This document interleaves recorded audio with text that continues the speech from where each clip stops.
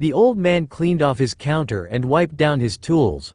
On a good day he would feel sweat on his brow from being overworked by all the orders he was given. On bad days his utensils would just build up gunk from sitting around in the bowls and oils waiting to be used. Today was definitely one of those days. Just as he contemplated hanging up the sign and calling it early, he heard the door open and someone walk in.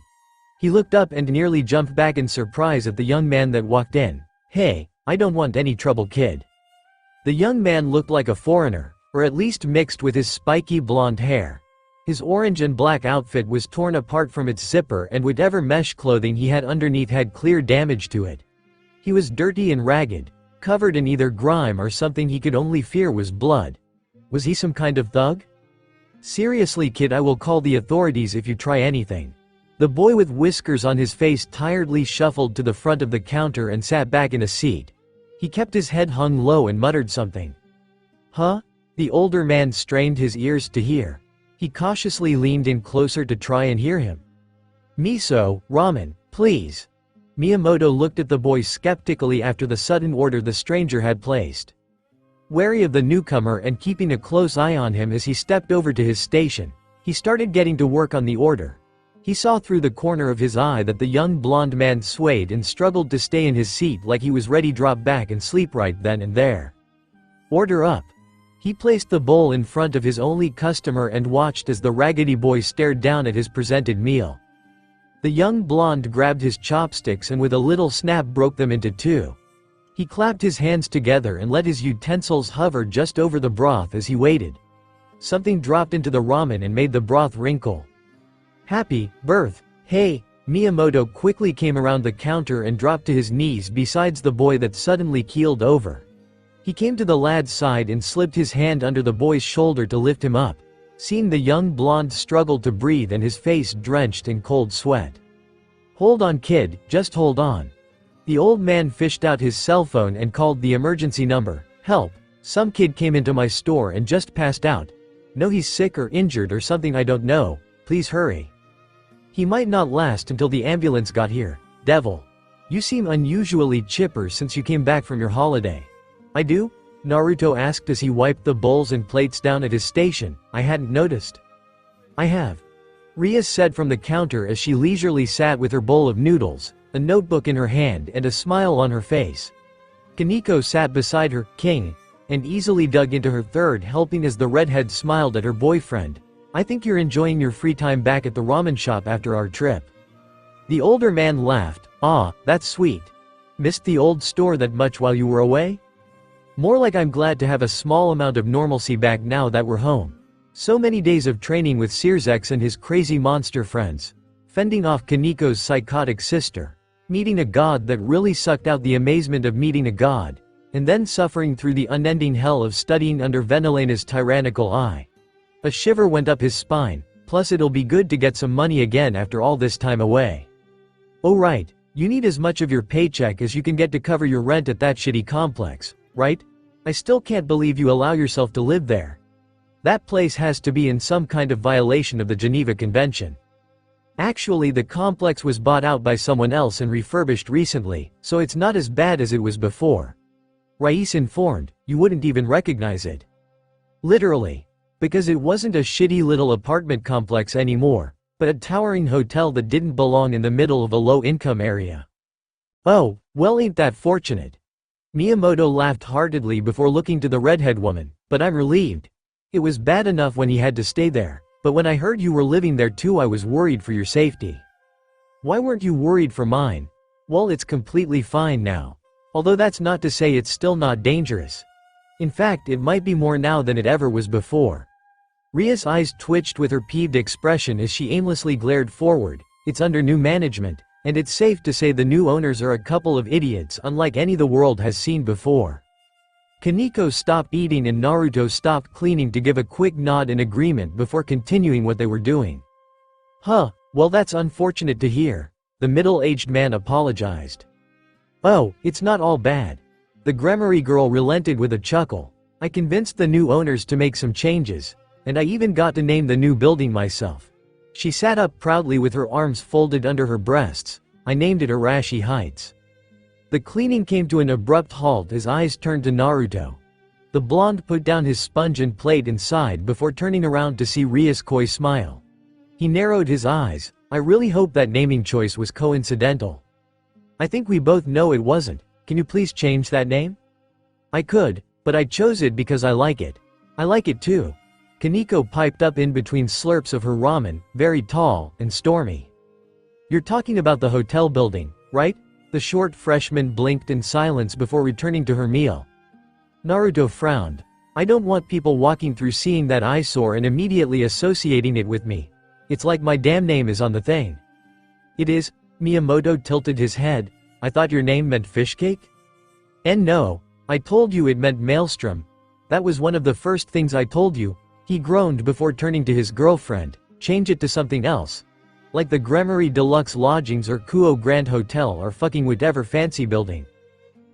Rias tapped her cheek. Now that last name has potential, but I think we'll stick with Arashi Heights for the time being. He glowered and she giggled. Oh come on, it's kind of funny. Why do you enjoy making me suffer? Hee. Miyamoto shook his head. Maybe you two should keep your disgustingly cute lovers' quarrel for when you get home. Yep. Barf-inducing.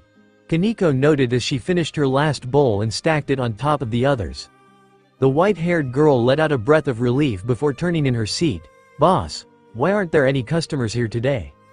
Kaneko was noting the unfortunate fact that besides her and Rias, no one else was occupying the empty space of the restaurant or making orders. Despite it being summer vacation still, and even the lunch hour, no one had come to eat with them. Oh yeah, we're apparently losing business, Naruto said with a frown as he stepped over to the counter. Apparently there's a new store opened just down the road that sells soba and ramen and everything, Noodle World. It's supposed to be the start of some big new franchise that's going to sell food like that all over the country and even internationally. That name sucks. I think so too, but they sell food well. They're starting in a few districts, and this is one of them. They have more cooks and servers, and can get out to more people than we can. Miyamoto casually shrugged, the older man accepting the lack of business as it was. I mean lately I've been holding down the fort by myself. Can't expect much in the way of good customer service when you only have one old guy doing the work. I'm sorry about that, Gramps. I've been really busy lately, but hey, that won't be a problem anymore. Naruto smiled. Thanks to a little trick I relearned recently, I can help around the place while also getting attendance at school. I think you have that mixed up. Rias spoke up. I think you meant to say that you can work hard and learn at school while also assisting Miyamoto-san with his business. Yeah sure, that's exactly what I meant. Ah, this is a quaint little place. The small group looked over at the entrance and saw 3 people stepping into the little ramen shop. 2 of them were men in expensive suits, while the middle one was a beautiful, buxom woman in business attire that showed off her considerable curves. They held themselves up in high regard and looked around the shop with disinterest as the woman stared at the people at the counter. She put on a smug smile and pulled off her glasses. Can I assume you're the proprietor of this little hole in the wall? That would be me. Miyamoto nodded. How can I help you? We're the representatives and executives of the Noodle World establishment of Kuo Town. We had heard there was a privately owned ramen store close to us and came to see it for ourselves, one of the men said as he looked around. He spotted Rias and Kaneko sitting at the counter and smirked as he pulled 2 vouchers out of his pocket. Hello there ladies. I see you've come to enjoy a bowl of ramen. If you want the best ramen around, you should come over and visit our restaurant. I promise it will blow your mind. Kaneko made a show of taking the voucher and immediately tossing it aside as Rias took hers and examined it carefully. A delicate eyebrow rose as she turned to regard the franchise owners. So what do you hope to accomplish by coming to visit a small shop like this? Going by your attitude and confidence, it hardly seems like you're scouting out your competition. It seems more like you're taking a victory lap. Oh, perish the thought. The businesswoman waved off the redhead's observation with a chuckle that carried just a hint of self-satisfaction. She looked towards the graying man. We just thought it was rather unfortunate for you to be located here just down the street of our new location. We're just starting to settle down and we're already getting quite a number of customers. And if your only workers are yourself and that young man beside you, then I'm afraid you won't be able to keep afloat for very long. Miyamoto nodded. And what does that matter? We hate to see people such as yourself fall into disarray because of us. One of the men said as he pulled out his checkbook. He flipped it open and showed it off to his audience. "We would like to sign you a check for this property and ask that you sell this space and building to us. You can use the money to settle down nicely, add it to your retirement fund, and we can have this building to add to our inventory." Riaz looked put off. "You'd come here personally just to purchase a man's business on a whim? Seems a tad frivolous and exceptionally arrogant." One of the men shrugged. "Well, he could sell the store to us, or wait a few weeks and watch it go bankrupt all by itself. Personally, I'd take the money and enjoy my free time." "I think you should go," Miyamoto answered. The three executives looked between each other and complied by walking out. The woman lingered for a moment and stayed at the entrance with a smile. "We hope you'll reconsider and see things from our point of view. But please hurry, because our offer might decrease the longer we wait. Oh, and please enjoy your trip to Noodle World when you get around to it." The business people finally stepped out and left them in silence to mull over what had happened. What a bunch of cunts. They looked at Kaneko in surprise as the young freshman crossed her arms. "Say what you want, but you know I'm right." "Devil, you look annoyed. You feeling okay?" "Nope. I'm pissed off from what those assholes said today to Gramps." Naruto angrily muttered as he and Rias sat back on a couch while some program played on the TV. One of the rooms of the Arashi Heights was a large, packed media room filled with every kind of game, system, and screen imaginable. And apparently it was a room on a floor for private use, so maybe not everything about Azazel's renovation was bad. However, it was clear that he really couldn't enjoy any of these new things while those executives and their attitude stayed in his mind. Rias shuffled around and turned to look at him. "That's just how business works. One place opens, and then another that's bigger and works faster puts it out. I'm sorry, but there's not a lot we can do to change that." "I know. But it still pisses me off." Rias placed her hand to his cheek and made him look at her. She shook her head. "It'll be okay. Miyamoto-san can use some of his retirement fund to hold himself over until he finds a new job. Or he can just start relaxing from now on. He doesn't have his retirement fund anymore." Her blonde boyfriend grumbled before shaking his head. "He used it up and hasn't been able to make it up yet. Family? He and his wife are divorced, and he hasn't had any contact with his son in years. It's just him." Naruto's eyes narrowed. "And I can't just let everything he's worked for fall apart like that." "I see." Rias sat up, pulling away from Naruto as she reached into her pocket and pulled out the voucher she had received from the business people. She turned around and smiled at him. "Then I suppose we just can't give up so easily." "Hey, you two decent?" The door opened and Azazel walked in with a tablet in his hand as he worked over the screen. "I've been working all day on some very serious matters with both the school, the hotel, and also setting up meetings with other political figures that could end up changing the very nature of the world." In other words, he tossed the tablet over his shoulder for a satisfying crack. "I'm bored as shit. Anyone up for playing me in a fighting match? I promise I'll only kick your asses to the bare minimum." "Not now, Azazel. Naruto and I are planning something out." "Oh, that sounds almost interesting. What is it?" Rias rolled her eyes before holding out the voucher. The Governor General took the slip and eyed it curiously. "You going out to eat?" "No, we're trying to figure out how we can help out the place I work at so it doesn't close down thanks to these assholes that set up shop close by." "Oh, corporate espionage?" The fallen angel seemed especially intrigued. "Can I join?" Rias stared. "No, oh, well that's just cruel." "Naruto, I think this will be quite beneficial." The lovely Gremory stepped up to the couch and looked down at her boyfriend. "Not only will we help Miyamoto-san, but you'll be completing your first ever contract as a devil." "Devil?" A group of 2 high school boys and 2 girls ran up. They were left panting for air after their quick sprint over. "Hey, is this the place?" His friend nodded. "I think it is. But look how packed it is. There are so many people." One of the girls said as she pulled her friend's sleeve. "So many other people from school are already here. Are we ever going to get a seat?" Several men walked out of the store and spotted the group of 4. They stepped up to them. "Hi, will it be all 4 of you today?" They nodded. "Would you mind eating outside?" "No, it's not that hot out today."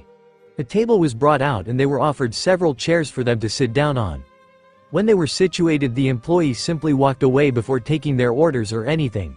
One of the girls frowned. "Well, that's just rude. How are we supposed to order if our waiter, he isn't a waiter, just a worker?" I'll be taking your orders today, NYA. The high school students looked over in surprise to see a stoic little angel in a maid outfit and with realistic white cat ears and tail. They gawked in surprise as Kaneko tilted her head curiously. Is something the matter, NYA? Kaneko-chan. Oh my god, she's so cute. Are you really here right now? Cat maid. She's a cat maid. Can we take pictures of you? Kaneko remained quiet but held up a peace sign. Better take them quick and then place your orders, NYA. Pictures and selfies were taken and Kaneko got their orders written down as they came down from their joyful high. She closed her notebook and made her way back inside before one of the men walked beside her. Thanks for doing this. Bucko said you were going to help boss after the crap those jerks in suits said yesterday, so I was jumping at the chance to help.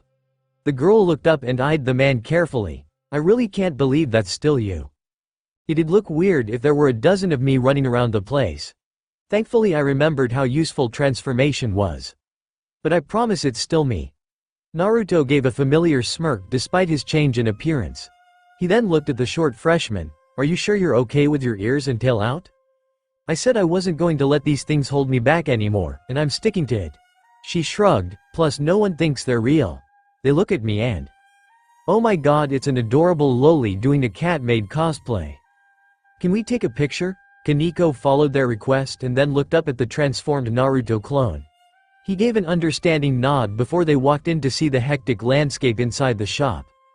Every table and seat was filled with high school students and people that had heard about the new waiting staff. Okay, I think I've written down everything you asked for, Xenovia said to a group of underclassmen in a butler outfit that hid her assets and made her look much more masculine. She had been writing down their orders in Japanese for nearly a minute now, but the girls were just so charmed by her appearance that they didn't mind. The knight proudly nodded. I'll get your orders out as fast as I can. And if I got anything wrong, please make sure to tell me. You could do nothing wrong. Xenovia-senpai, you look so cool. Doesn't matter how I look, how am I supposed to learn if you don't tell me when I make mistakes? So diligent, excuse me. A table of girls gasped and squealed in delight as a silky soft voice got their attention. Standing with a tray in his hand was Yuto, dressed in a tuxedo and looking even more dashing than ever. The blonde swordsman showed the table what he was carrying as he carefully placed their orders before them. I hope I didn't keep you waiting. We can only cook so much so quickly. It's completely fine, Kiba-kun. We wouldn't want to overwork you. Hey Kiba-kun, one of the girls dared to ask as all their faces were pink with excitement. Why did you decide to wear a tuxedo? Yuto smiled and pulled at the collar of his outfit. Oh, it wasn't my idea.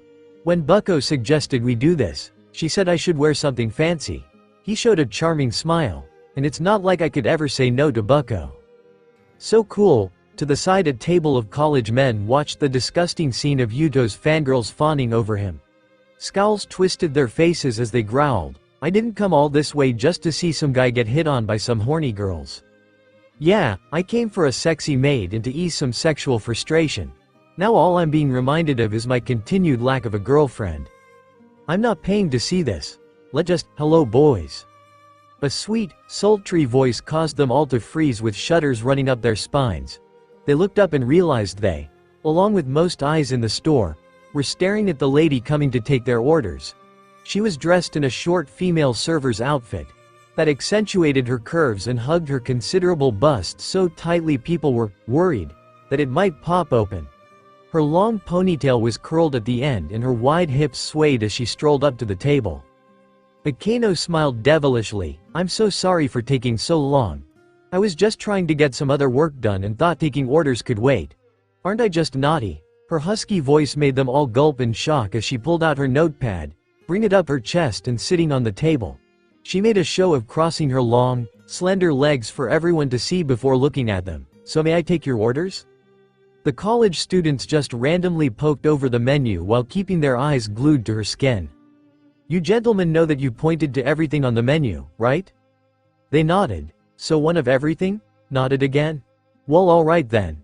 Akeno pulled herself off the table and went over to the counter to pass the order along.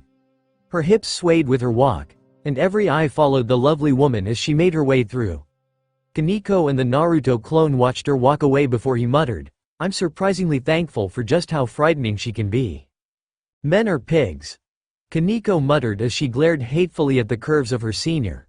She then turned to the tall man beside her. Promise me you won't be as much of a pig as them or Issei-senpai.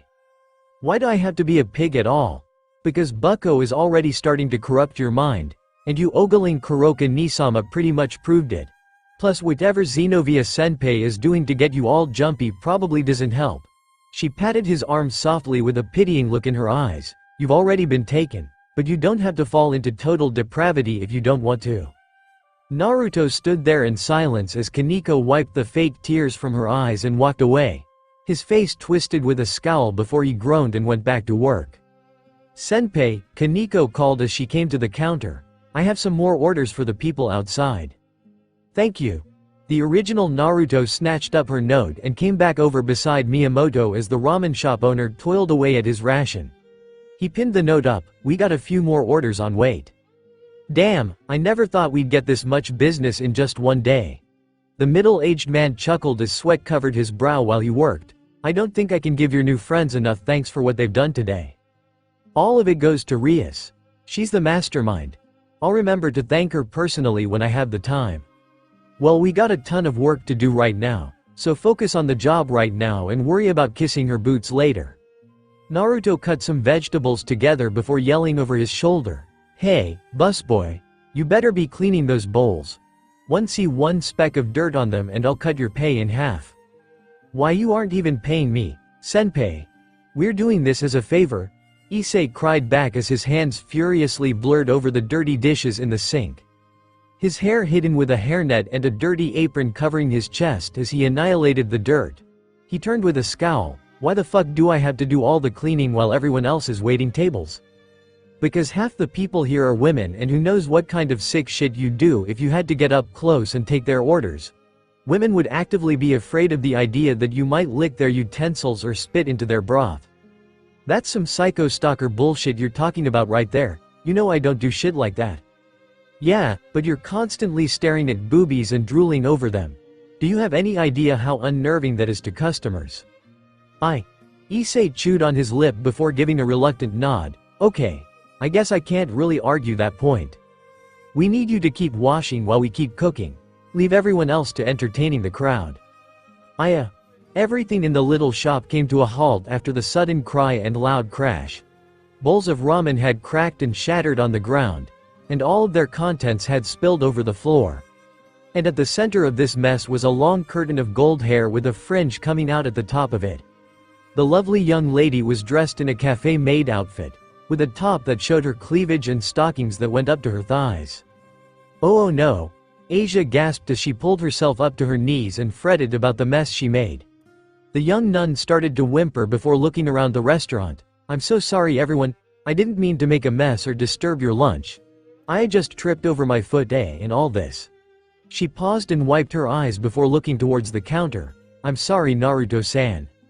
It's okay little lady, just an accident, we all have them. No worries. Naruto and Miyamoto watched in surprise as the entire restaurant started to console and lift the sad girl's spirit with words of encouragement. Issei stopped cleaning and sagely nodded his head. No one would dare be angry or upset with an employee as sweet and innocent as Asia. Oh, that made sense. It's okay Asia, don't worry about cleaning up the mess. We'll clear everything up. This time all eyes were on the lovely crimson-haired woman that came dressed out in business attire. Jaws nearly dropped to the ground as Rias fixed a pair of glasses up her nose and helped Asia get up to her feet. She fixed the younger girl's appearance up before smiling warmly. We have someone on duty to do it. Gasper. A door to the side flew open and a short figure stood in it ready for the fight. They had a bucket filled with water and a garbage pail in one hand, with a mop and broom in the other. They had a small, slender, undeniably feminine physique that was dressed in maid attire as well. It would have been quite the treat for the customers to see, if it wasn't for the fact the person had a creepy paper bag with holes over their face. Janitor Gasper is ready to help, the young bishop announced as he dragged his stuff over to the mess and prepared to clean it up. Thanks for letting me help, bucko.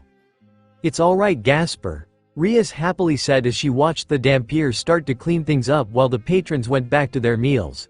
I knew you wouldn't like to wait the tables, so I hope you're okay just cleaning things up. I'm absolutely okay with it. The little freshman nodded as his bag bounced on his head. I don't have to be in the crowd. I can stay in the supply closet until I'm needed. I can wear my bag on my head, and I still help with Naruto-senpai's request. It's still a little weird, Kaneko commented as she walked by with another order in her hand. No it isn't, Kaneko-chan. You know my bag is essential for me to be out with other people. I meant more about the fact that you're just sitting around in a closet and you still insisted on wearing a maid outfit, Gya-kun. It looked comfortable. Miyamoto chuckled and looked at his whiskered employee. I never knew you kept such lively and odd company, Naruto. They latched on pretty quickly and I couldn't get them off, the blonde teen remarked with a nervous chuckle and sweat. When he looked up he saw a certain redhead watching him as she moved around the counter to join them. And where were you this whole time? Handling some other business with an associate. But I left the rest of the matter to them, so it should be fine. Rias pulled off her glasses with a sigh and let them hang off her lapel. And how have things been proceeding here? Everyone is staring at the help and ordering food to get their favor. Much better than it was when it was just the two of us. Miyamoto answered with a hearty laugh. I really need to thank you, Rias-san. This was a great idea. Well, I thought about the process, but it was Naruto who thought we should do something to help. Rias said, with all these customers, I'm sure we're taking back some of the interest from Noodle World. Should I be concerned that your first strategy to pretty much sell sex was so successful? The crimson-haired devil shrugged at her boyfriend's inquiry as she showed a devilish leer. He wiped his brow and smirked victoriously. So what do you think? Will this be enough to stick it to those smug pricks from the other place? Not even close. Rias said with a shake of her head. This is only one day of significant profitable increase compared to an entire upcoming franchise's daily revenue. If we wanted to see a permanent increase like this, then we would need people on staff at all times to continue this theme indefinitely. And that would require numerous full-time employees and wages for them as well. Even then that would only be holding back larger businesses like Noodle World for so long until they adapted. His expression fell and he showed his worry before she smiled knowingly at him. Don't worry. The goal of this request is to help Miyamoto-san, and that's what we're going to do. Well, isn't this quite a stir-up compared to the other day? You certainly changed things up for the better, didn't you?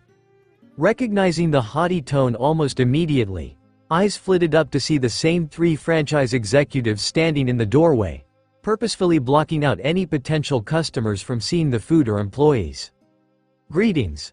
Akeno was the first to make a move and walked up to greet the businesspeople with a pleasant smile on her face. Would you all like a seat? No thank you. We aren't looking to stay here for very long, the businesswoman said, her amusement evident in her voice as she looked the senior student over with a hint of derision. She laughed to herself, to think they would resort to cheap tricks like hiring a pretty young lady to get their customers stirring. Quite sad, don't you think? She waited for her associates to parrot her point, but they remained silent at her sides. She looked to both sides and saw the men too distracted by Akeno to properly respond. Specifically, the area below her neck but above her midriff. The businesswoman scowled and elbowed her cohorts in the ribs hard enough to make them double over. Whipping her hair over her shoulder, she stepped up to counter and smiled challengingly at the owner. I guess you aren't ready to quit or go quietly with grace. Miyamoto shook his head. Some of the young blood convinced me to keep trying until I can't keep going. It's hard for an old man like me to give up when they're so damn inspiring. Clearly.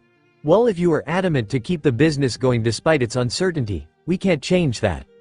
One of the suited men said with a casual shake of his head as he looked around. It's clear that even though your employees were the one garnering so much attention, your food and service has been able to keep them staying for more. Damn straight. Issei ran up to the counter from the sink to face the executives. Naruto Senpai and Miyamoto Oji-san put all their love and passion into these bowls. You jerks think you can just walk in and expect them to walk out like nothing just because you said so? No way in hell are they gonna give up that easily. Clearly, the executives nodded and seemed to accept their defeat.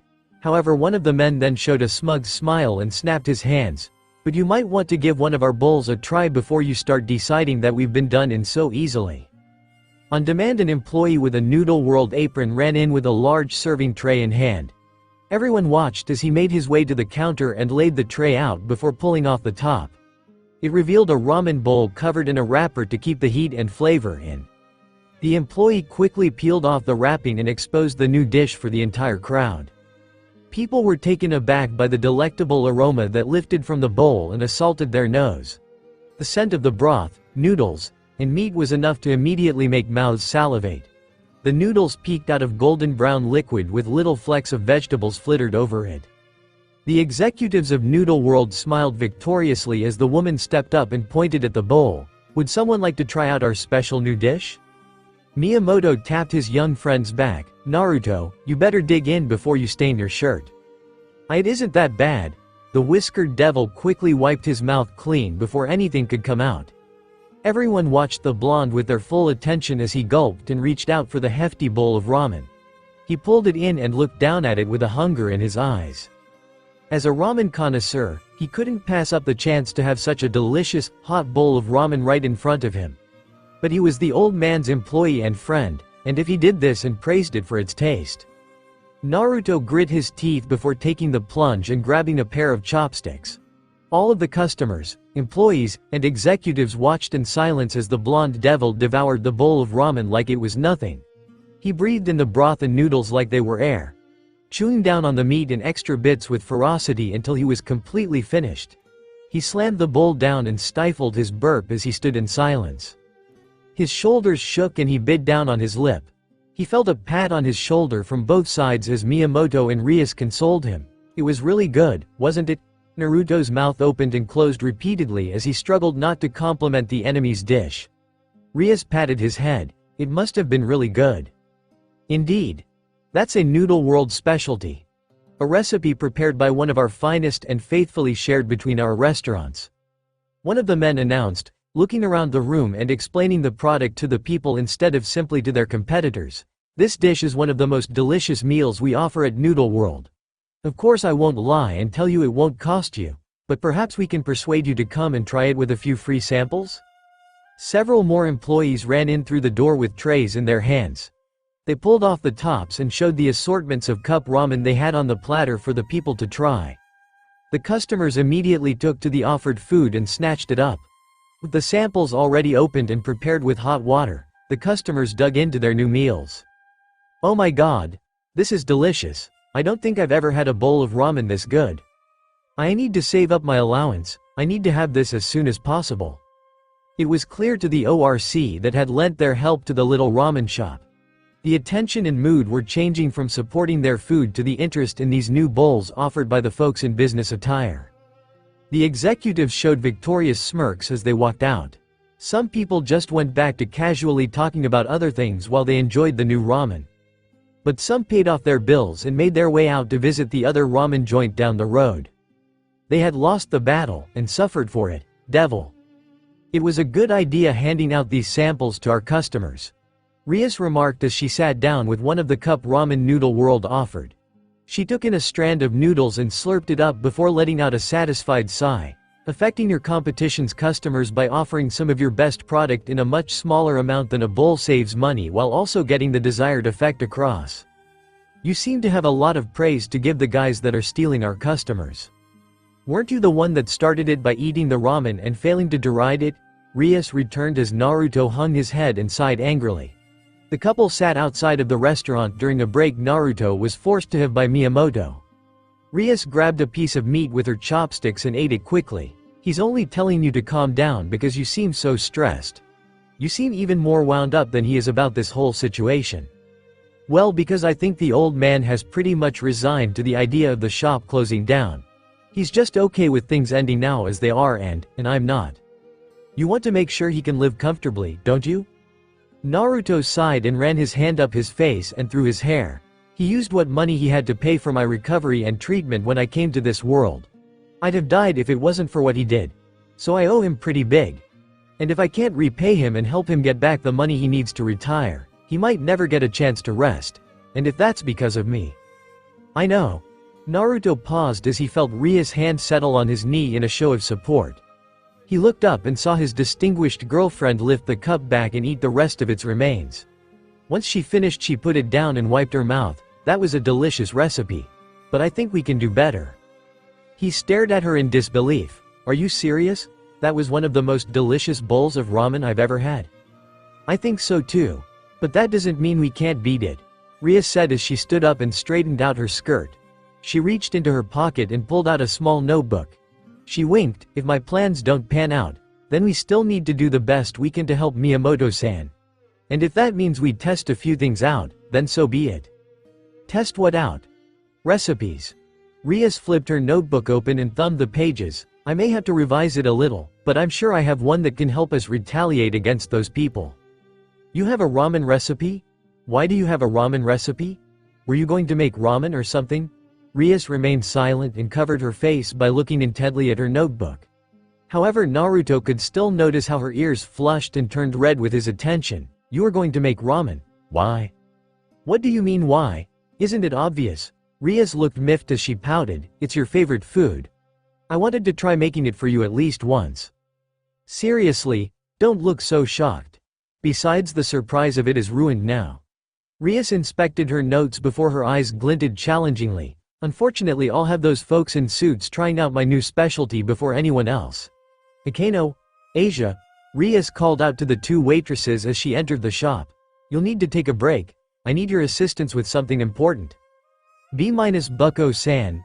Era. You seem fired up, Bucko. I wonder why. I'll tell you why, Akeno. Rias smiled. We're going to change the tides of battle with one fatal move. Devil. We got that little rinky-dink place good with the sample visit. Great idea with the cup ramen, by the way. Of course. If it isn't in a bowl, ramen is best in a cup.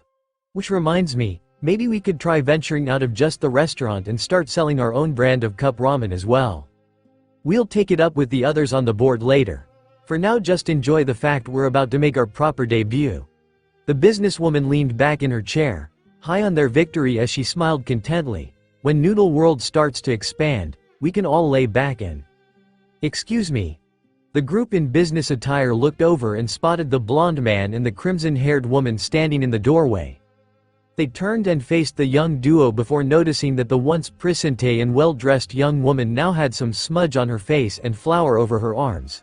She wiped some sweat off her cheek before looking at the executives directly. Hello again. Sorry to be a bother, but I just finished preparing our new dish and I thought I'd inform you. The executives looked bewildered. Well, thank you for keeping us updated. We'll be waiting at the shop for you to taste test it. Rias stepped out and the men and woman chuckled. And why in the world would we do that?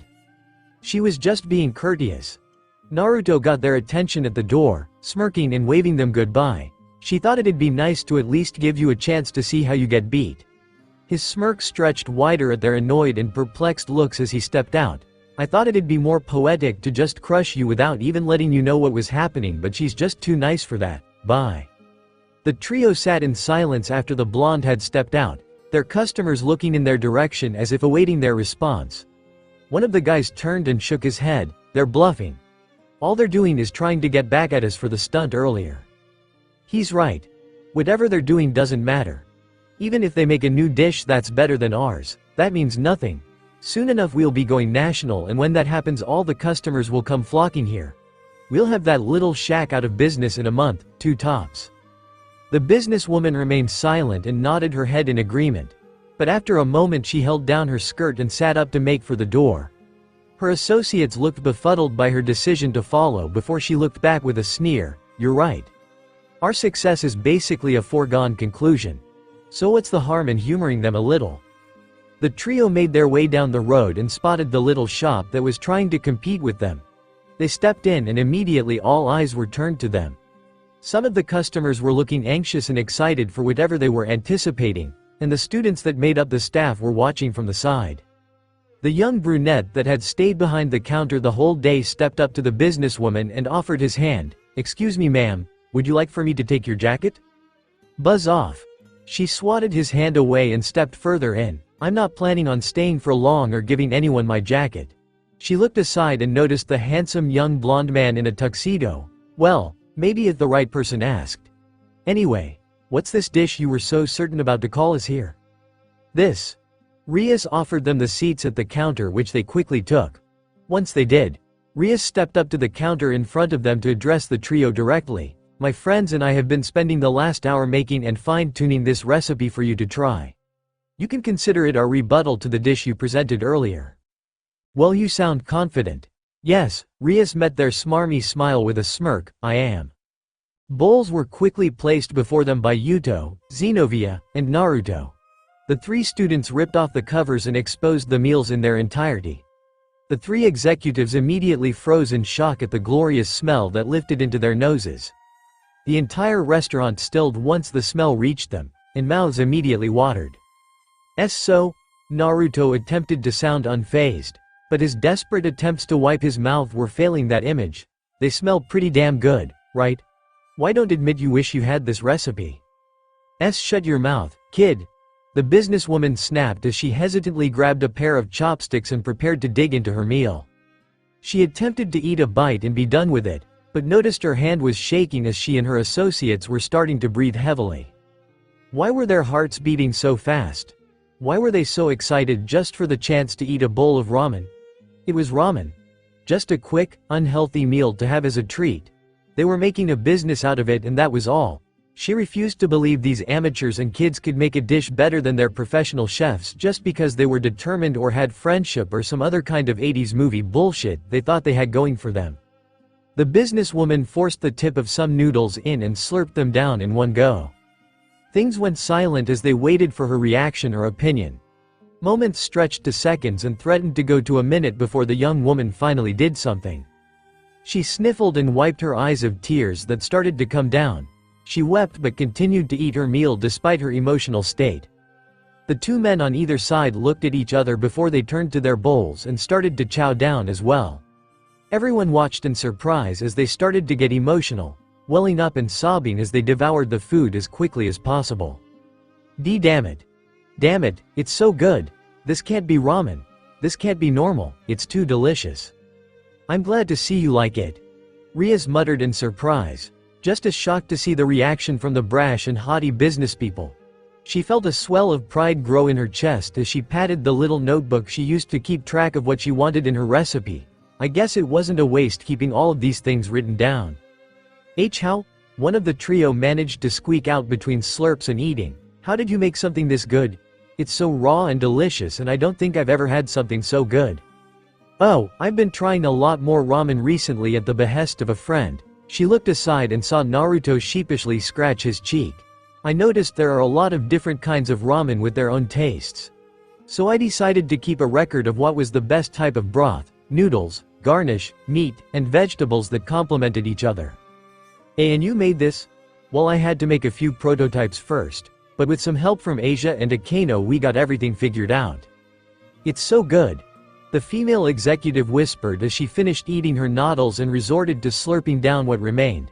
When she finished she slammed the bowl down on the counter with shaky hands. She gritted her teeth as her companions did the same. I don't want to say anything. I don't want to say how good it is. But. It's so good. All three of them cried out in unison as the ORC and Miyamoto beamed with joy. And then the woman's suit exploded off her body and left her in just her tattered clothing. Ah, what the fuck? She immediately reacted by covering her breasts and privates. Her face burned red as the crowd gasped and stared in shock.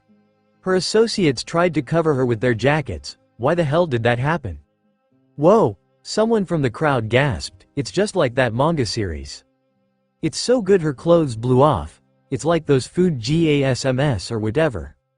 While the crowd muttered and marveled to themselves, the orc privy to what happened all turned to slowly stare at one member. The pervert covered his bloody nose and gave them a thumbs up. Damn it, we won't forget this, we'll make you pay. The three executives forced themselves through the crowd and ran away as quickly as they could. The patrons of the shop immediately ran to the counter and ordered more of the same dish they had seen cause such a reaction in the trio. Okay. Rias ripped some papers out of her notebook and showed them to Naruto and Miyamoto. Looks like we've still got some mouths to feed. Devil, son of a bitch. The female executive screeched as she stomped into their empty restaurant while clutching the suit jacket around her. She seethed in rage as she looked back at her associates. We had to get back at them. We had to make them pay. I am not going to let this end with us giving praise to that bitch's ramen. We should just stop. We already agreed that if we waited long enough. I don't want to wait, I want them to pay, now, and I don't want anything to do with them anymore. They just served bowls of ramen that almost got us to turn. It literally blew the clothes right off your body. That had to be some kind of trick. No way food is so good it causes clothing to just erupt. Plus, why didn't it happen to you too? She growled in anger as her fists started to shake. They just tried to humiliate me, and if that's how they want to play it then. Excuse me? The trio stopped and turned around to finally notice the man sitting at the counter in a suit and tie with his briefcase at his side. The mixed-haired man pleasantly waved to them, turning in his seat to face them. I was worried that you might never show up. Sir, we have a lot on our plates and things to focus on, so we aren't open at the moment. I need to politely ask you to leave. Oh no, I'm not a customer. I'm just an investor interested in an aspiring and growing new restaurant chain. The man smiled confidently and reached into his jacket. He pulled out one of the flyers for Noodle World and showed it to them. An associate of mine told me about your business and showed some interest in seeing how it grew. What kind of interest? The kind that would like to buy the majority of shares. Are you insane? Not really, just an interested buyer is all. You know you can't just come in here and ask to buy most of a new company, right? For one thing, we don't own all of it. It belongs to several other influential individuals, who I've already made the trip to and convinced about my offers.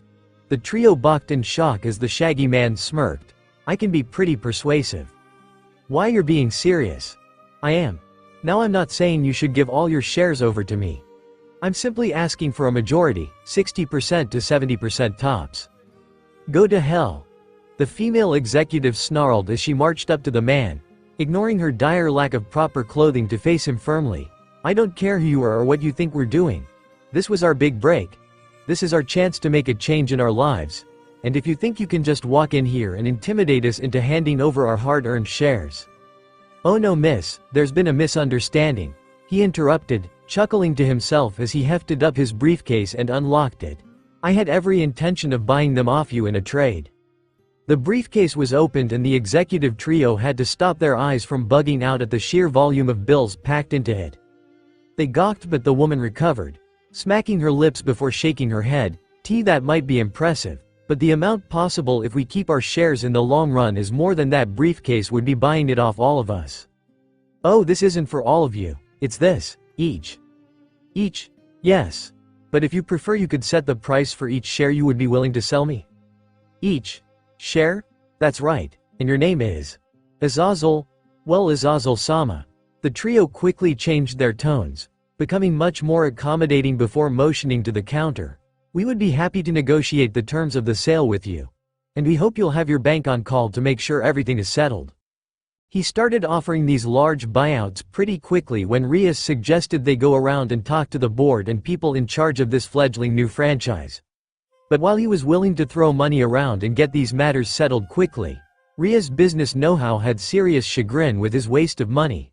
She stepped back, heading to meet with her peerage again and trusting him to use the money more wisely and be more savvy with their negotiations. But they had money to burn and other things to do, so fuck it. What was the point in saving all of it up if it was never going to be used for anything? And this way he finally got to join in on the fun. Devil, woo, that was a long day. I didn't know cleaning up bowls and cups and utensils could be such a pain in the ass. I'll never complain about service at restaurants again. Those people have it hard. Why yes, I didn't know it was so difficult to carry so much at once. Unlike her brunette companion, the blonde girl was much more reserved and embarrassed about her mistakes and work at the restaurant today. Asia lowered her head in shame. I dropped so many bowls and ruined so many orders. I hope Naruto-san wasn't mad at me for screwing up so much while serving everyone. No way. Issei shook his head. Senpai wouldn't be angry with you. He knows you were a little nervous, but in the end it all worked out. I bet there was a lot of money coming in today with that dish you, Bucko, and Akeno-san made today. It was nothing. Asia blushed from his praise before whispering. It was mostly Bucko-san's effort on making the recipe while she and Akeno-san did all the work. But you made it happen too. You're great, Asia. She blushed a little deeper as they made their way home.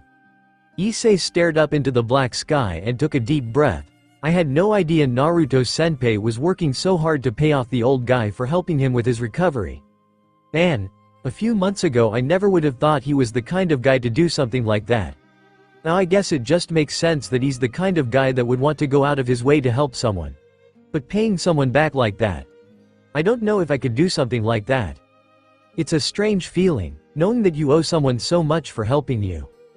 Asia whispered from his side with a longing look in her eyes as she stared forward. When you realize the new life you're living and all the new joys you are experiencing is because someone took the time to help you when you needed it most. I think it's only natural that you'd want to help that person in return, and make them feel happy. Asia paused in her walk and turned to face the pervert. A beautiful smile on her face that shined when she looked at Issei-san. Asia, I want to thank you for everything you've done for me since we met, and for giving me a chance to experience this new life as a devil with everyone else. The short blonde girl seemed extremely embarrassed by what was happening, but powered through as she faced the man she loved. I'm not sure how I can ever repay you for what you've done, but I will spend my entire life at your side so I can find some way to do it. Asia, Issei stared at her before shaking his head. He chuckled to himself before stepping up to the nun with a smile. You don't owe me anything. I'm just happy that you're happy. And if I get to see you happy forever, then that's all that matters to me. Small tears came to her eyes with a complicated expression on her face. Issei-san. So you share the sentiment too, Asia Argento-san? The two young devils immediately flinched and looked aside to see a young man across from them in the street. Thanks to their eyes, his face was clear as day despite it being night.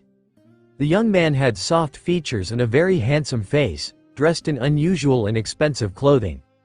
Hey, Issei quickly stepped in front of Asia and faced the stranger directly with a scowl. I don't know who you're supposed to be, jerk off, but if you're showing up here late at night saying Asia's name then I'm gonna have a bad reaction. No, please, don't misunderstand. He raised his hands defensively with the same smile on his face. I'm not here to hurt either of you. In fact, it's the direct opposite of that in fact. What? He looked towards the cautious blonde girl with his smile and nodded. Asia Argento-san, I owe my life to your kindness. And I wish to repay you for that kindness however I can. So please, he held out his hand and gently spoke, allow me to make you happy. Devil, things were pretty crazy today.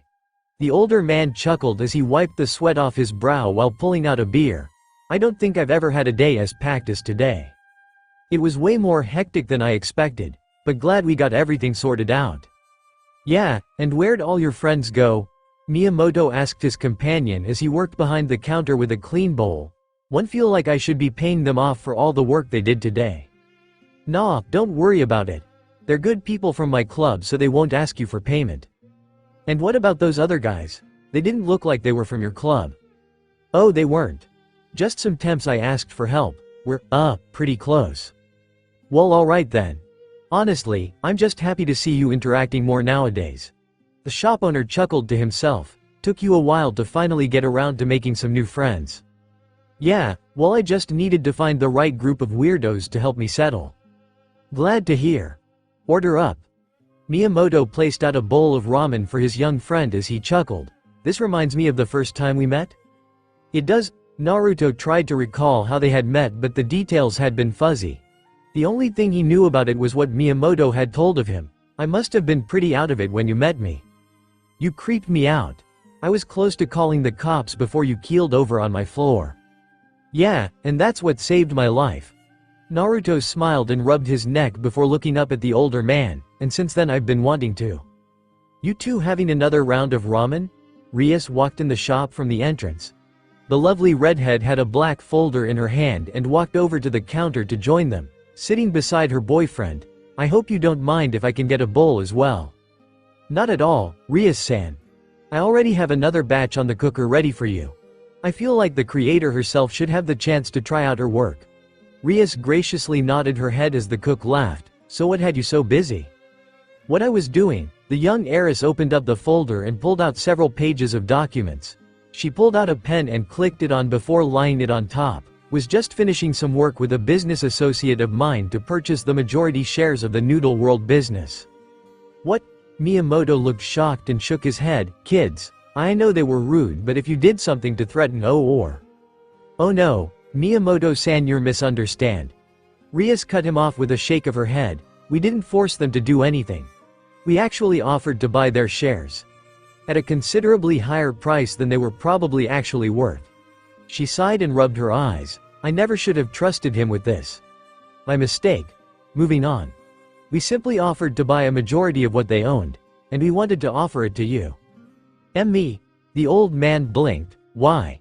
He lowered his head and sighed before looking at the only person he knew to think of. Why would you go this far? I just thought that if we did this, then there could be a lot of money coming your way, and if there was. Jesus, Naruto, are you serious?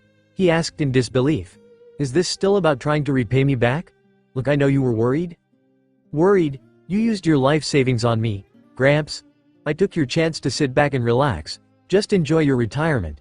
You wanted to shut the shop down in a few years, right? But when I came around, that plan was pushed back for, like, forever, wasn't it? But this way. I didn't want you to worry about that.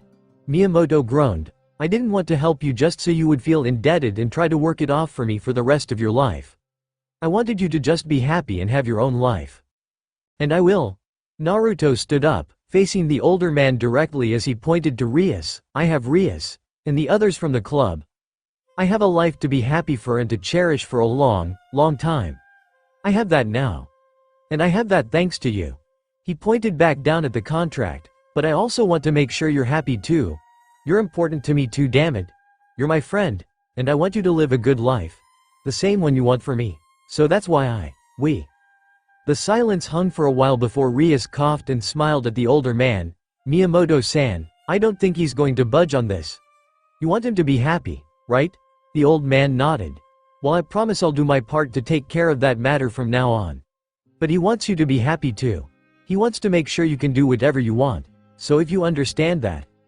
Miyamoto stayed quiet before looking down at the contract. He stared at it for a moment before looking at the redhead. Rias-san, can more than one name fill the line? I think we can arrange something. Miyamoto quickly turned the paper around to face him before writing his name on the line. When he was done, he placed it down and turned it to Naruto. Sign. What? You want me to be happy? I want you to be happy. If I'm gonna retire, then I want to trust you with taking care of things while I'm doing it. The older man smirked as he looked at Naruto directly. I was always planning on giving you this place when I decided to hang up the apron. It's pretty much the same thing, just bigger, so? Naruto looked to Rias and saw the foxy redhead watching him with amusement. The blonde sighed and shook his head before leaning down and writing on the line. He finished it and dropped the pen. Guess we're in business, again. Yes, we are. Miyamoto laughed and Rias joined in as Naruto furrowed with annoyance. The older ramen shop owner chuckled and wiped a tear from his eye. You know, now that I can retire, I need to think about where to go. You could always dig up a little spot in the countryside. Or how about traveling? Traveling. Now that sounds nice. Miyamoto laughed, Naruto and Rias smiling as they agreed with the idea. I've always wanted to see the world. Devil. Miyamoto watched from outside as the bedridden boy laid back in his bed with books in his lap.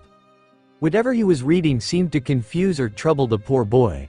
Over a week of consciousness, and the moment the lad had awakened, he started asking about all these people no one knew about and places that didn't exist.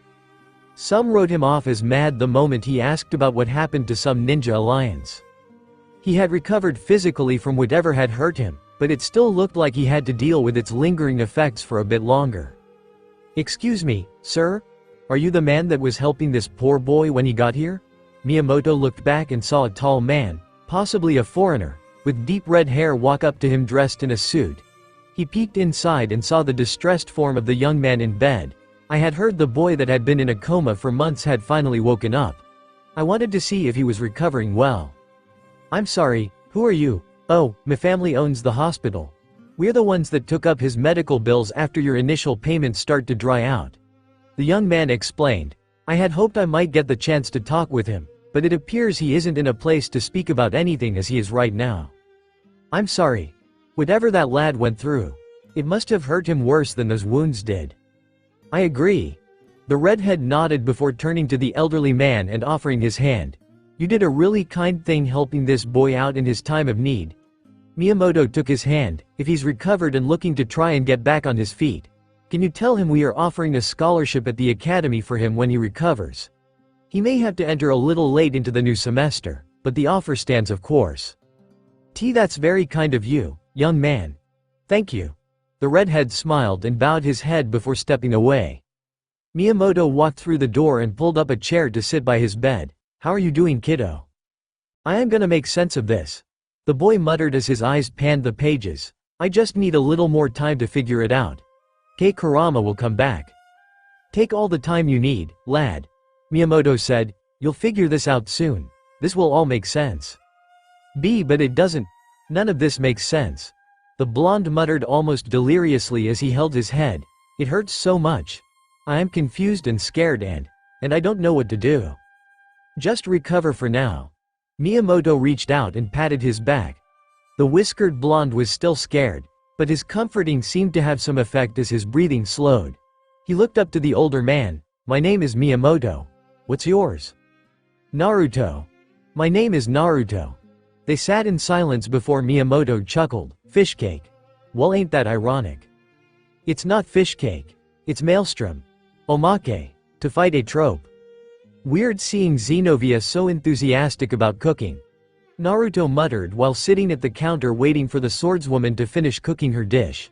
He looked down. Any idea what stirred this on? She saw Bucko, Akeno senpai, and Asia senpai working so hard on their ramen and thought she should try. Kaneko answered from her seat on his lap. Despite there being a number of empty seats, the little freshman insisted on sitting on his legs while they waited for their meal to arrive. She looked up. I think she might want to try cooking. Well, good for her. She says she wants to try a bunch of new things and I'm totally up for her doing this if she's interested. Especially if it means she doesn't have to try other things and explain them to me. Kaneko's brow rose. What else has she been telling you? I'm already a bad enough influence on you as it is. Don't make me say things that might scar you for life. They've already left their marks on me. I've finished, Xenovia announced as she came out from the kitchen with pride in her eyes and some flour on her face. I've completed my ramen recipe. That was fast. Way to go, Xenovia senpai. Cooking is so much more exhilarating than I thought it would be. And when I started I knew exactly what I was doing. It must be the skills and cuisine of my homeland coursing through me. Cooking is in my soul, my blood, my voice. Your voice? Sorry, don't know why I said that one. Anyway, Xenovia grabbed a ladle and poured 2 bowls before offering them out. Order up. The bowl of black liquid, lumpy noodles, melted fish cakes, and still pink meat came to a slow jiggle before them.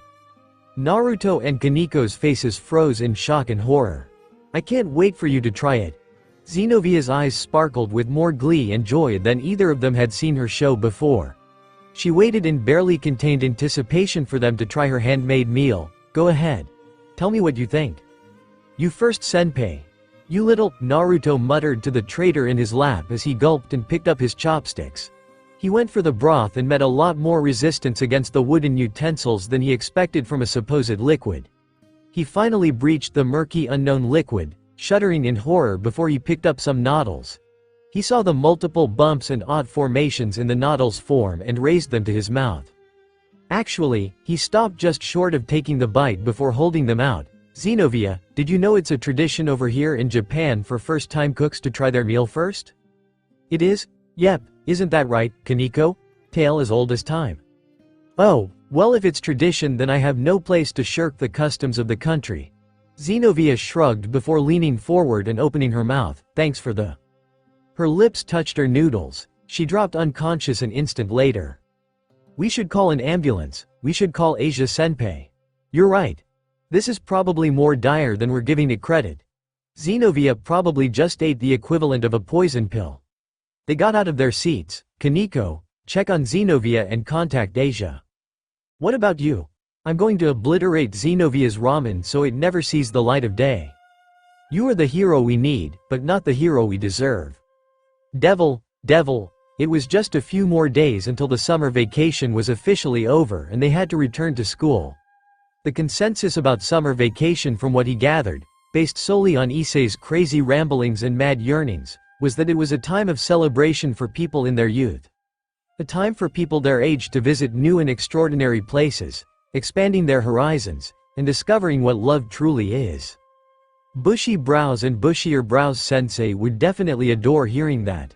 And Naruto felt like he achieved some of those things over his summer vacation, even if it was by a stretch. He visited the underworld again and saw brand new locations that were swiftly destroyed in his unrelenting training by Sirzex and his friends. He expanded his horizons by meeting the sages of this world and having a vicious death match with them. And he felt like his love life with his girlfriend changed a bit, what with her forcing a buyout of a growing restaurant chain and then giving him a portion of the stocks. Yep. His summer had been quite strange. So with the schools starting back up soon, old man Miyamoto off on indefinite vacation, and all the training finished, he wanted to spend some time relaxing. It was odd knowing the old complex had become such a lavish hotel, but he'd like to explore it and see what it had to offer. Except he apparently had some guests to entertain now. Why? Bucko invited us to come see this place for ourselves, Akeno said, joined by the rest of the orc as they marveled at the lobby of the hotel. The pony-tailed woman looked around before chuckling to herself. Quite ostentatious if I do say so. Blame it on Azazel, not me. He took a sip of his water before looking back at the others and their stunned expressions. While everyone except Yuto and Kaneko, who seemed unfazed by the massive and lavish new interior of the building. Probably because they had been living and visiting Ria's home for years, so the shock value was completely lost on them. Not so much for Asia, Issei, and Xenovia if their gaping expressions were any indication. Nice crib. Obviously splurged on the decor. Don't mock me. Naruto grumbled to Kaneko's monotone but teasing jab. He looked at the box she had hoisted up on her shoulders. Gasper couldn't even come walking here himself. Did you try putting the bag over his head? I thought I'd at least give him a ride before coming to a new place. Kaneko placed the box down on a spare table and knocked on the top of it. Gyakun, rise and shine. We're here now. There was no response from the Dampier, making the ninja and Nekomata share a look of confusion. The rook peeled the flaps back. Gyakun? Inside was some school supplies and other miscellaneous stuff from around the orc clubroom. Oops. Devil, Kaneko-chan. I'm ready to go, the excited bishop's voice called out from inside the box besides the table. Let's go see what Bucko and Naruto senpai's new home looks like. Kaneko-chan, silence. Gasper fretted and started to sweat inside his box. I should probably look and see what's going on, but I'm really scared to do it. I'll wait a little longer. I am sure we'll get around to it eventually. Devil, I think I left him back at the club, Kaneko said as she started searching through the contents of the box. He has so little presence I mistook a box of supplies for a full-fledged person.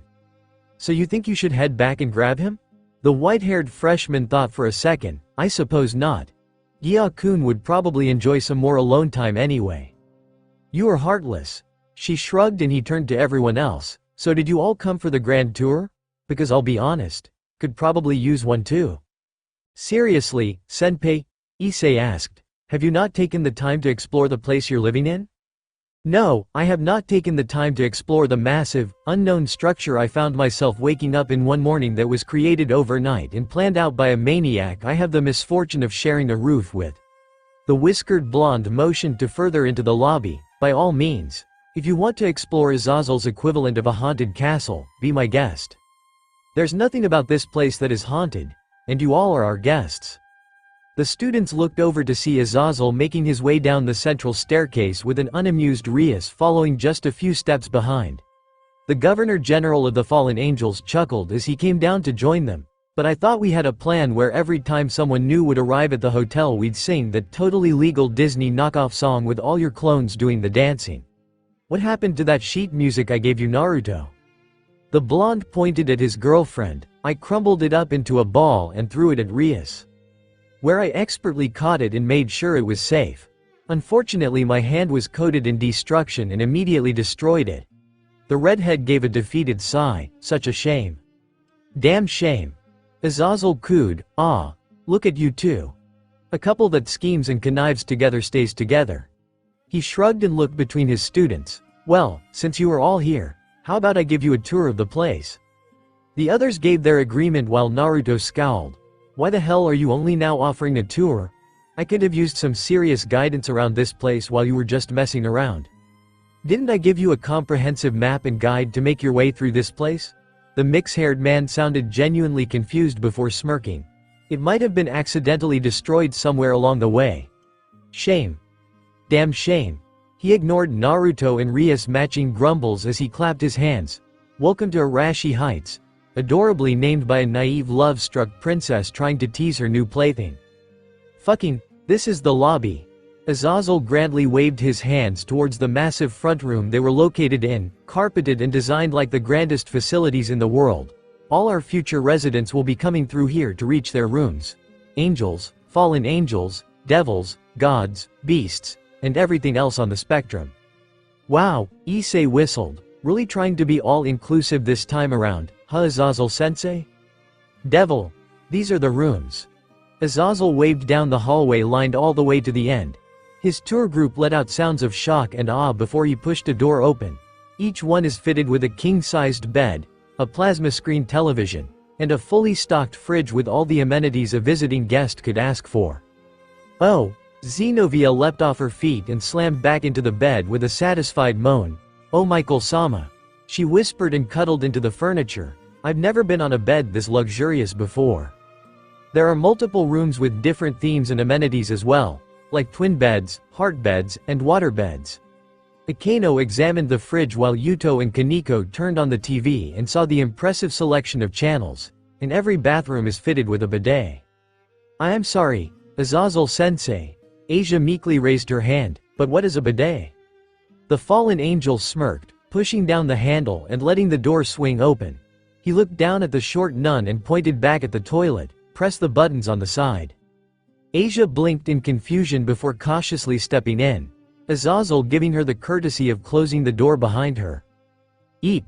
Sorry. Azazel apologized and patted Issei's shoulder. I may have accidentally given you some competition. Shut up. Devil. This is the public entertainment room. The kids immediately spread out to see what it had to offer: arcade machines, board games, and new gaming consoles fitted with multiple multiplayer games. There's another one further upstairs for private use, with a different arrangement of games and things to play. These two have been watching some movies and shows to help Naruto catch up with culture. Kaneko silently walked over to the large couch to the side and jumped back into it. Her tiny body sagged into the comfy material as she sighed blissfully. Naruto came up behind the couch with a smile. How's it feel? Perfect. Kaneko mumbled. I'm sure if Gya-kun could have been here with us, he'd agree just how wonderful it is. You're cold-blooded. Devil. This is the bathhouse and steam rooms. The orc gasped in shock.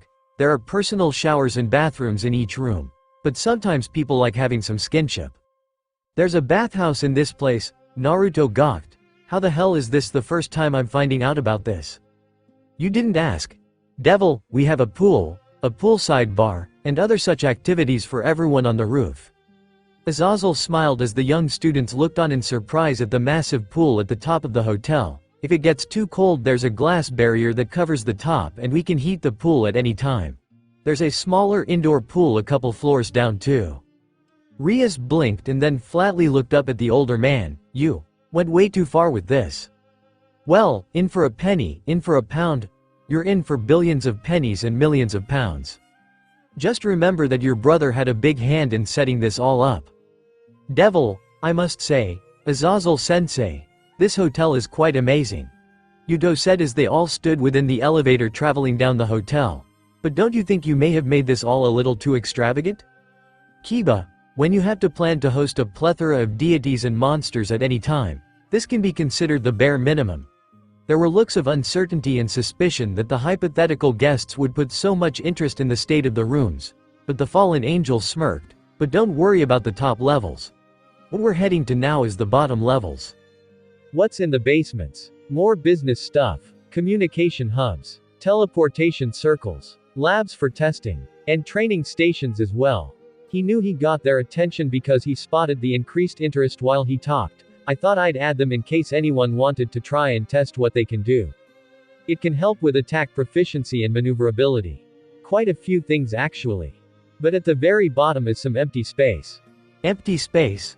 I thought it'd be useful to have some extra space, for you kids to train your bigger moves as well as a place any larger folks can come to and hang out.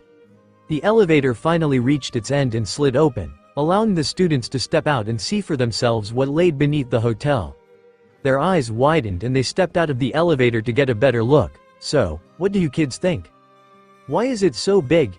Issei's exclamation echoed through the massive underground bunker that stretched on for hundreds of meters and had a ceiling and floor separated so far apart that even flying up to reach it would take a few moments. The pervert looked back at his teacher. This is at least several soccer stadiums long. Why did you make it this big? I just kept thinking I'd like this space to be a little bigger and I got kinda carried away. He raised his hand before Rias could speak, and if you're wondering how much this cost. So what do you think? The redhead devil seethed in anger, taking a deep breath through her nose before calming down. She shook her head and sighed. Okay. No point getting angry now. What's done is done, and what needs to be done to fix it would take too much time, so we'll live with it and move on. There's a more pressing matter that needs our attention right now anyway. Our upcoming rating game against Diodara Astaroth. Do you really want to get into business talk already? Azazel whined and pointed back to the elevator. There's still so much I want to show you guys. I haven't even gotten to the professional bowling alley yet. Come on. Fine, you go first. Rias followed the fallen angel into the elevator and stepped up to his side. She quickly ran her hand over all the buttons besides the level they were currently on. She then stepped outside and left the mix-haired man to stand by himself. The doors closed as he shook his head. Oh Dick Mauve. The door closed and Azazel started his treacherous, tortuously slow crawl up the many levels of the hotel. Rias smiled and turned back around. Okay, now we can focus on the game. So in case we need a refresher, our opponent in this next match is Diodara Astaroth. He's a fellow rookie of this new generation along with Cyroorg, Sona. And he is quite a capable king, winning his most recent matches quite handily without so much as a sweat. I'm not sure of his full capabilities, but I think it's safe to say that we'll have quite a battle ahead of us. Bucko. Issei diligently raised his hand with a furious look in his eyes. I request that when we fight that asshat's peerage, I get to be the one that pushes his nose back into his fucking skull. I can understand your anger with Diodara, but please try to calm yourself, Issei. The devil tried to diffuse her pawn's bristling anger and saw some success as Issei exhaled and tapped his foot in irritation. Despite expectations, they didn't first talk about Diodara when the rating game against him was decided. Their discussion about the pure-blooded devil started when Issei and Asia told them they were approached by him and he showed obvious interest in Asia. A long time ago he was gravely injured and was going to die alone in the streets of Rome, until a kind nun came across him and he begged for help. Usually a nun of the church would run away at the sight of a devil, or summon a warrior of their congregation to put it down properly. If he had come across any other nun in the world, then he would most likely already be dead. But he was saved, because the nun was Asia and she was too kind to leave someone dying on the street alone to pass like that. She used her sacred gear to heal his wound, bringing him back to perfect health and letting him get away before the church could arrive to finish him off. It was the catalyst for Asia's excommunication and expulsion from the church and all of its dwellings. It was after that when Asia was forced to wander, unwelcome from her religion and home after her supposed betrayal. Afterwards she was picked up by Rainare and the other fallen angels that had come to this town so they could use its abandoned church to take her sacred gear for themselves. Which in turn introduced her to Issei and the rest of the peerage. When he was told about the consequences of Asia saving him, Diodara showed earnest shock and horror at the pain she had experienced from helping him. As penance, he asked Asia to come with him and be his bride. He promised that he would love her unconditionally for all her brilliant beauty and kindness. As a return for saving his life, he would give her everything she wanted in life and let her live an existence without pain or suffering. It was clear where Issei's disdain for the man came from. If the fact he was the reason Asia was treated as a pariah for so long wasn't enough, then the proposal to marry her and take her away forever being made right in front of him certainly didn't make a great impression either. Rias was annoyed as well, because her fellow devil approached her not long after their match was announced and offered to trade her one of his bishops for Asia. She wasn't sure if his feelings and offers were truly as honest as he was trying to convey, or if this was all some kind of devious scheme to psych them out before their match. But the fact, out of all the devils in the worlds, it just happened to be their next opponent who Asia saved, and he was suddenly proving to be quite capable in the rating games. It was just too coincidental for her taste. She shook her head and continued, in any case, it's best not to underestimate this man. He is the younger brother of the Beelzebub Mao after all. Someone in her peerage shuddered and all eyes turned to him. Naruto, you okay?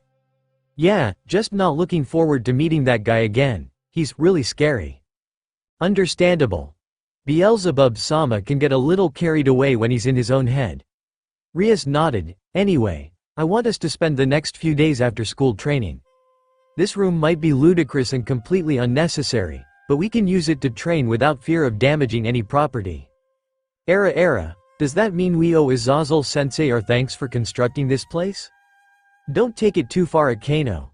The ponytailed woman giggled at her, king, before Rias looked around at her followers. Pair together and try getting some training in now before Azazel comes back down and starts ruining this again. Issei-kun, would you like to pair up? Yuto offered as he summoned a blade to his hand. I imagine if you want to beat up the king, you'll want to get as much practice in as you can. Absolutely. Issei summoned his gauntlet and clenched his fist in anger. If that jackass thinks he can just come up to Asia like that after everything that happened and beg her for marriage, he's got another thing coming. Yuto chuckled as Asia's face started to heat up. Easy loverboy. The target is Deodara Astaroth, not me. Senpai, Naruto looked down at Kaneko as she released her ears and tail. Do you mind coming to train with me? I'd like to see how my senjutsu compares to yours. Hey, I better watch myself or else I could get messed up. Naruto joked as he patted her head and made her ears twitch. Give me a second to gather up some energy and we can start. Naruto, Xenovia stepped up and looked between the blonde and the white-haired freshman. Why do you keep patting Kaneko's head and tussling her hair like that? Did she ask you to do that? Naruto blinked and looked down at the Nekomata before shaking his head. I don't know why I do it. I guess it is a little weird. If you want me to saint. No, Kaneko immediately answered before he could finish, keep doing it. Well okay then. So it's just a gesture of affection? Xenovia looked deep in thought before looking up at the whiskered blonde. Can I have a pat on the head as well? Everything just went silent. Naruto blanked, come again? I want to see what it feels like to be patted on the head. Kaneko seems to enjoy it. And Asia likes it when you or Issei do it to her. Asia blushed as eyes turned to her and she tried to hide her face. I wish to see what is so special about a pat on the head. Naruto looked flabbergasted as his mouth opened and closed in speechless disbelief. He stayed like that for a few moments before finally shrugging and shaking his head. Relenting, he reached up for the knight's head and awkwardly placed his hand in her hair. He ruffled the blue locks and caused the strand of green to sway before her eyes. He continued doing this for a few seconds before his cheeks started to gain a pink hue. Satisfied? Xenovia's face scrunched up in confusion. I'm not sure. It just feels like you're jostling my hair. Then it isn't working. He tried to pull his hand back but the blue-haired girl snatched his wrist before it was too far away. She put it back on her head and made him keep going as he sighed. This was a mistake. To his side, Kaneko bristled with a pout as she went ignored. And further away Rias was doing the same, crossing her arms and looking unamused at the sight of him patting the knight on the head. Foo, be careful bucko. Akano, don't even start. Devil, so why did we have to hurry to the clubroom exactly? Bucko told us to. Gasper answered nervously as he, Naruto, and Kaneko made their way to the ORC. Didn't you get the group text, Naruto-senpai? Oh shit, I knew there was something I forgot. The blonde quickly pulled out his phone. This thing kept shaking and making noises every 3 seconds and it was driving me crazy, so Azazel turned off the notices. I think he went here too. And no, it was there and then there. No damn it. This thing has too much crap on it. Hand it over. Kaneko held out her hand and Naruto reluctantly forked his smartphone over as the freshman easily navigated the screen as they walked along. I have to think it's about something important because Bucko made it sound urgent. It might have something to do with that rating game coming up. She might have just gotten some news about Ajuka-san's little brother. Kaneko and Gasper looked at him in surprise. He helped with some of my training while we were in the underworld. He's very strict. He suppressed the shudder that traveled up his spine before shaking his head. Anyway, how did you two handle your first day back? The time had finally come for them to say goodbye to their summer vacation and return to school. It was a very severe change to return to school and classes and a regular schedule after their summer of training and fighting and resting. Naruto had to valiantly fight back the growing desire to close his eyes and slam his face down to rest. And the only reason he did was because Akano and Sona made it their job to keep him awake while in class. "Oh, we started picking people to perform in the sports festival," Gasper excitedly said as his expression quickly brightened up. "Kaneko-chan forced me to sign up for the bun-eating competition. I am a bit nervous about performing in front of everybody, but I'm sure while I'm wearing my bag I'll be just fine." "How are you going to eat the buns through the bag?" His question seemed to floor the vampire as the bishop suddenly came to a stop with a frozen and horrified expression on his face. Naruto and Kaneko continued on before he looked down at the rook. "What about you? Tug of war. You gonna use your super strength to cheat? That seems cowardly and dishonest." Kaneko responded, "But if I raise a bet for people to throw in their desserts if I win, then I'll totally do it." Naruto chuckled but nodded in complete agreement. "What about you, senpai?" "Kaichu threw me into the 100-yard dash. Said I needed to participate in at least one. I didn't do anything last year, so I guess it's fair that I help this time around. No cheating. I don't need to chest. I'm pretty sure I'm faster than everyone else I'll be racing with. I'm not a ninja turned devil for nothing. You're also apparently not the poster child for humility. Like you're gonna throw a chance to pull everyone else on their asses." Gasper shivered. "Are you two arguing, or agreeing?" "Yep." The trio finally arrived at their club and walked in. However, when they did, they found themselves faced with a new person dressed in their school uniform. The girl was a lovely young lady about their age, with long chestnut hair tied in twin tails that went down her back. The bubbly girl was very familiar, and was looking around the room in amazement. "It's so weird to be coming back here as a student instead of a warrior of the church," Irina exclaimed happily as she hopped in place. "Oh, can I really join your club?" "Of course," Rias nodded. "If you're interested in joining up with us, then I see no reason why not. Plus, with you being Michael-sama's ace, as well as Xenovia and Issei's friend, it'd just feel cruel to turn you away, Shizu-san." "Thank you, Rias-san." The girl cheered again and tuned to Xenovia as the blue-haired girl showed a content smile to have her friend back. Irina looked around a little more before finally realizing there were more people standing in the doorway of the room. "Oh, hello there." "Hello again." Kaneko greeted the older girl politely as Gasper looked nervous and hid behind her. "And Naruto, have you transferred into our school now?" "That's right. I'm gonna be a second-year student of Kuo Academy from this day on," the cheerful girl said before looking up at the tallest member to join them. "Oh, hello there. I recognize you from the armistice meeting, but I don't think we were ever properly introduced." "Oh yeah, you were with the Angel faction that time, right? And you're Xenovia's friend." "Irina Shido, a pleasure to meet you." She smiled before looking closely at his face and tilting her head curiously. Her eyes widened in shock. "Wow. You really do resemble that grumpy cat." "Alright, that's the second time someone has called me that. What the hell is a grumpy cat?" Naruto looked around for clarification before his eyes landed on Kaneko. He paused. Are you a grumpy?" "No," she pouted.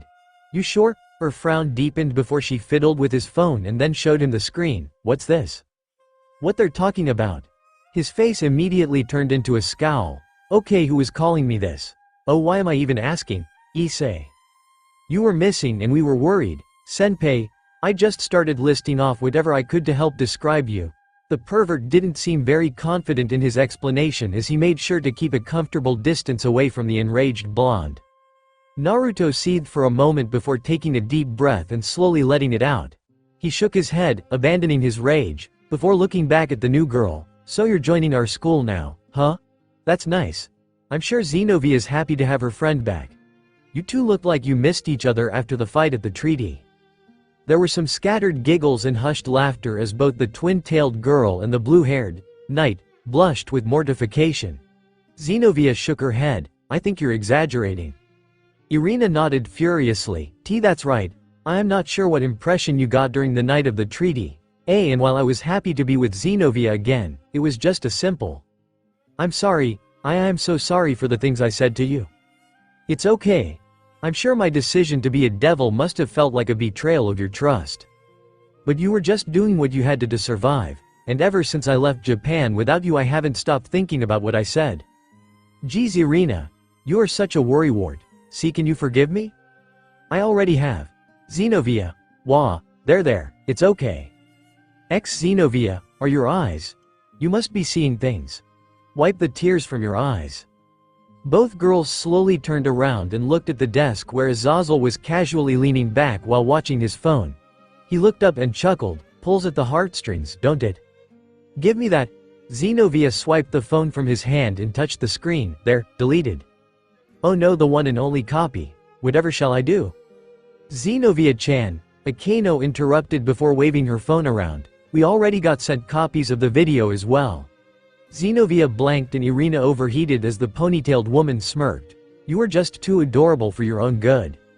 Oh Michael-sama, this is so embarrassing. Irina squeaked indignantly as her wings sprouted from her back and her halo appeared over her head. Please make it stop. Oh, she's an angel. Naruto noted, watching the new girl wither from embarrassment as the rest of the club started playing their versions of the video. He looked down at Gasper and Kaneko. This new semester is starting off fun. Devil! You get to come here. Irina gawked as she walked out of the elevator and marveling at the size of the hotel's bottom level. She looked out over the massive open space of the underground arena before turning to Xenovia. Isn't this kind of excessive? Azazel was the one who drew up the plans with Rias Buckow's brother. Of course she and Naruto already raised their complaints, but I think they've gotten over it now to see how it could come in use. Xenovia and her friend looked over the side at the action happening below. We can use this place as a training area that lets us go all out, so there are some benefits to its immense size. They could see attacks of blinding speed and exchanges of powerful magic and energy being displayed beneath them. Yuto squared off with Kaneko as they quickly exchanged blows and strikes before separating. The knight did not have his demonic holy sword equipped, but was attacking his freshman friend with an overwhelming burst of speed. Kaneko was using the fast combat to test her senjutsu, her ears perking up on her head when her opponent vanished with speed and her sensing enabling her to keep up with him. A little to the side Rias, Akano, Asia, and Gasper were gathered together to practice their control. The queen watched over them and gave whatever pointers she could to the bishops to control their powers. Asia attempted to focus her demonic power and see how she could integrate it with her sacred gear, while Gasper fretted and tried to use his forbidden velour view. Rias watched from the side, offering some pointers when they asked and supplying Gasper with balls of destruction he tried to freeze in place. And some ways away where their fight wouldn't interrupt everyone else. Dragon shot. Naruto somersaulted and dodged the powerful blast of green energy that trenched the ground he once stood on. The blonde rolled on the ground, stopping on his feet and drawing his knife before charging his fellow pawn. Issei clicked his tongue and took his stance. Shit. Diedrich. On it. Boost. Issei roared and dashed at Naruto before the blonde could come upon him. Deciding he wasn't going to let the whiskered senior set the pace of their spar, the pervert leapt forward and jabbed for the older boy's head. But Naruto easily stepped aside and avoided his attack, making Issei land on the ground and quickly find his footing before turning around to attack. His eyes widened and he blocked Naruto's knife with his red gauntlet. The senior didn't let up on attacking his junior, pushing forward and swiping his knife as he scratched against the boosted gear and caused sparks to fly. Issei gritted his teeth and continued to block Naruto's attacks. Boost. Ha. Issei threw a punch out for Naruto's eye but hit air. The blonde leaned aside, wrapping his arm around Issei's outstretched limb and then forcing it to lock into place. The brunette could barely let out a gasp before Naruto's other hand came up and struck him in the face with the butt of his weapon. He felt pain explode from his nose and he flinched but forced his eyes open. The pain repeated, the effect of the punch doubling with Naruto activation of his sacred gear. Issei yelled and brought his gauntlet hand up to grab Naruto's wrist before he could slam his knife down again. He roared and pulled the older man over, slipping his arm out and throwing the blonde away from him. Naruto easily landed on his feet while Issei felt a faint pain go over the arm that had been locked into place. The blonde crossed his fingers and summoned several clones into existence that separated and charged Issei. The pawn raised his gauntlet. Diedrich. Ascalon. Got it. A long blade extended from the boosted gear that Issei quickly swung down to his side. The clones leapt on him and the pervert yelled before slashing through their oncoming forms. He was surrounded by smoke, dodging their lunges and jabs to slice through them completely and dispel them. He still withstood blows to the body and face, but he knew his best chance to win was to thin out the numbers as quickly as possible. And when they were all gone, Issei smirked and turned to attack the original. His eyes widened and he raised his bladed gauntlet to parry the knife that scrapped against it. It continued to grind and stretch past his Ascalon, going on for a length far longer than any knife possible. He looked over and saw Naruto standing some ways away, holding his knife out as the blade extended to great lengths to meet Issei's. The younger man grit his teeth and pushed the blade away to charge at the blonde. Naruto swung his knife back around and Issei ducked under it as he approached. Diedrich, he brought a concentration of his demonic power, do it. Explosion. Dragon shot. A mighty beam of green energy shot out towards the blonde. The whiskered man scowled and threw his knife up in the air before the attack completely overwhelmed him. Issei panted and looked at the place his senior had been destroyed by his attack. Wait, that couldn't.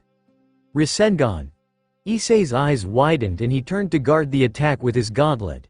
The jutsu slammed into the boosted gear, causing a deafening sound of crashing and grinding to echo out from them. The sacred gear didn't break from Naruto's attack, but the force from it was enough to sending Issei flying off his feet and over dozens of meters. The pervert slammed into the ground with a bodily grunt and rolled before finally coming to a stop. Okay, I think we can call it there. Azazel slowly flew down from the ceiling and landed on the floor. The fallen angel inspected the knife he had caught before tossing it back to Naruto. Searzek's people certainly know what they're doing. You altering the length with your demonic power? Yeah, I control its length by applying or pulling back my power. Took a little effort to get it right, but I figured it out. Naruto empathized his point by putting in his energy and making the blade extend several lengths before returning to normal. They walked over to Issei before Naruto extended his hand. See, the problem with focusing so much on taking me out is you didn't notice I was sneaking up on your side. Issei frowned as he took his hand. How am I supposed to notice that? Your stupid cloning ability makes so many of you. How I am supposed to differentiate? And that's why you lost. Okay, I think that's enough for now.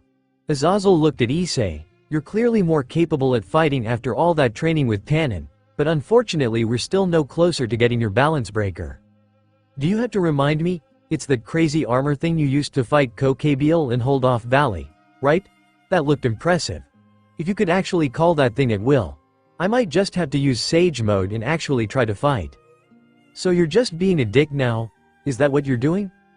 Naruto's objective douchery aside, you should be focusing on achieving your balance breaker and realizing the full potential of your sacred gear.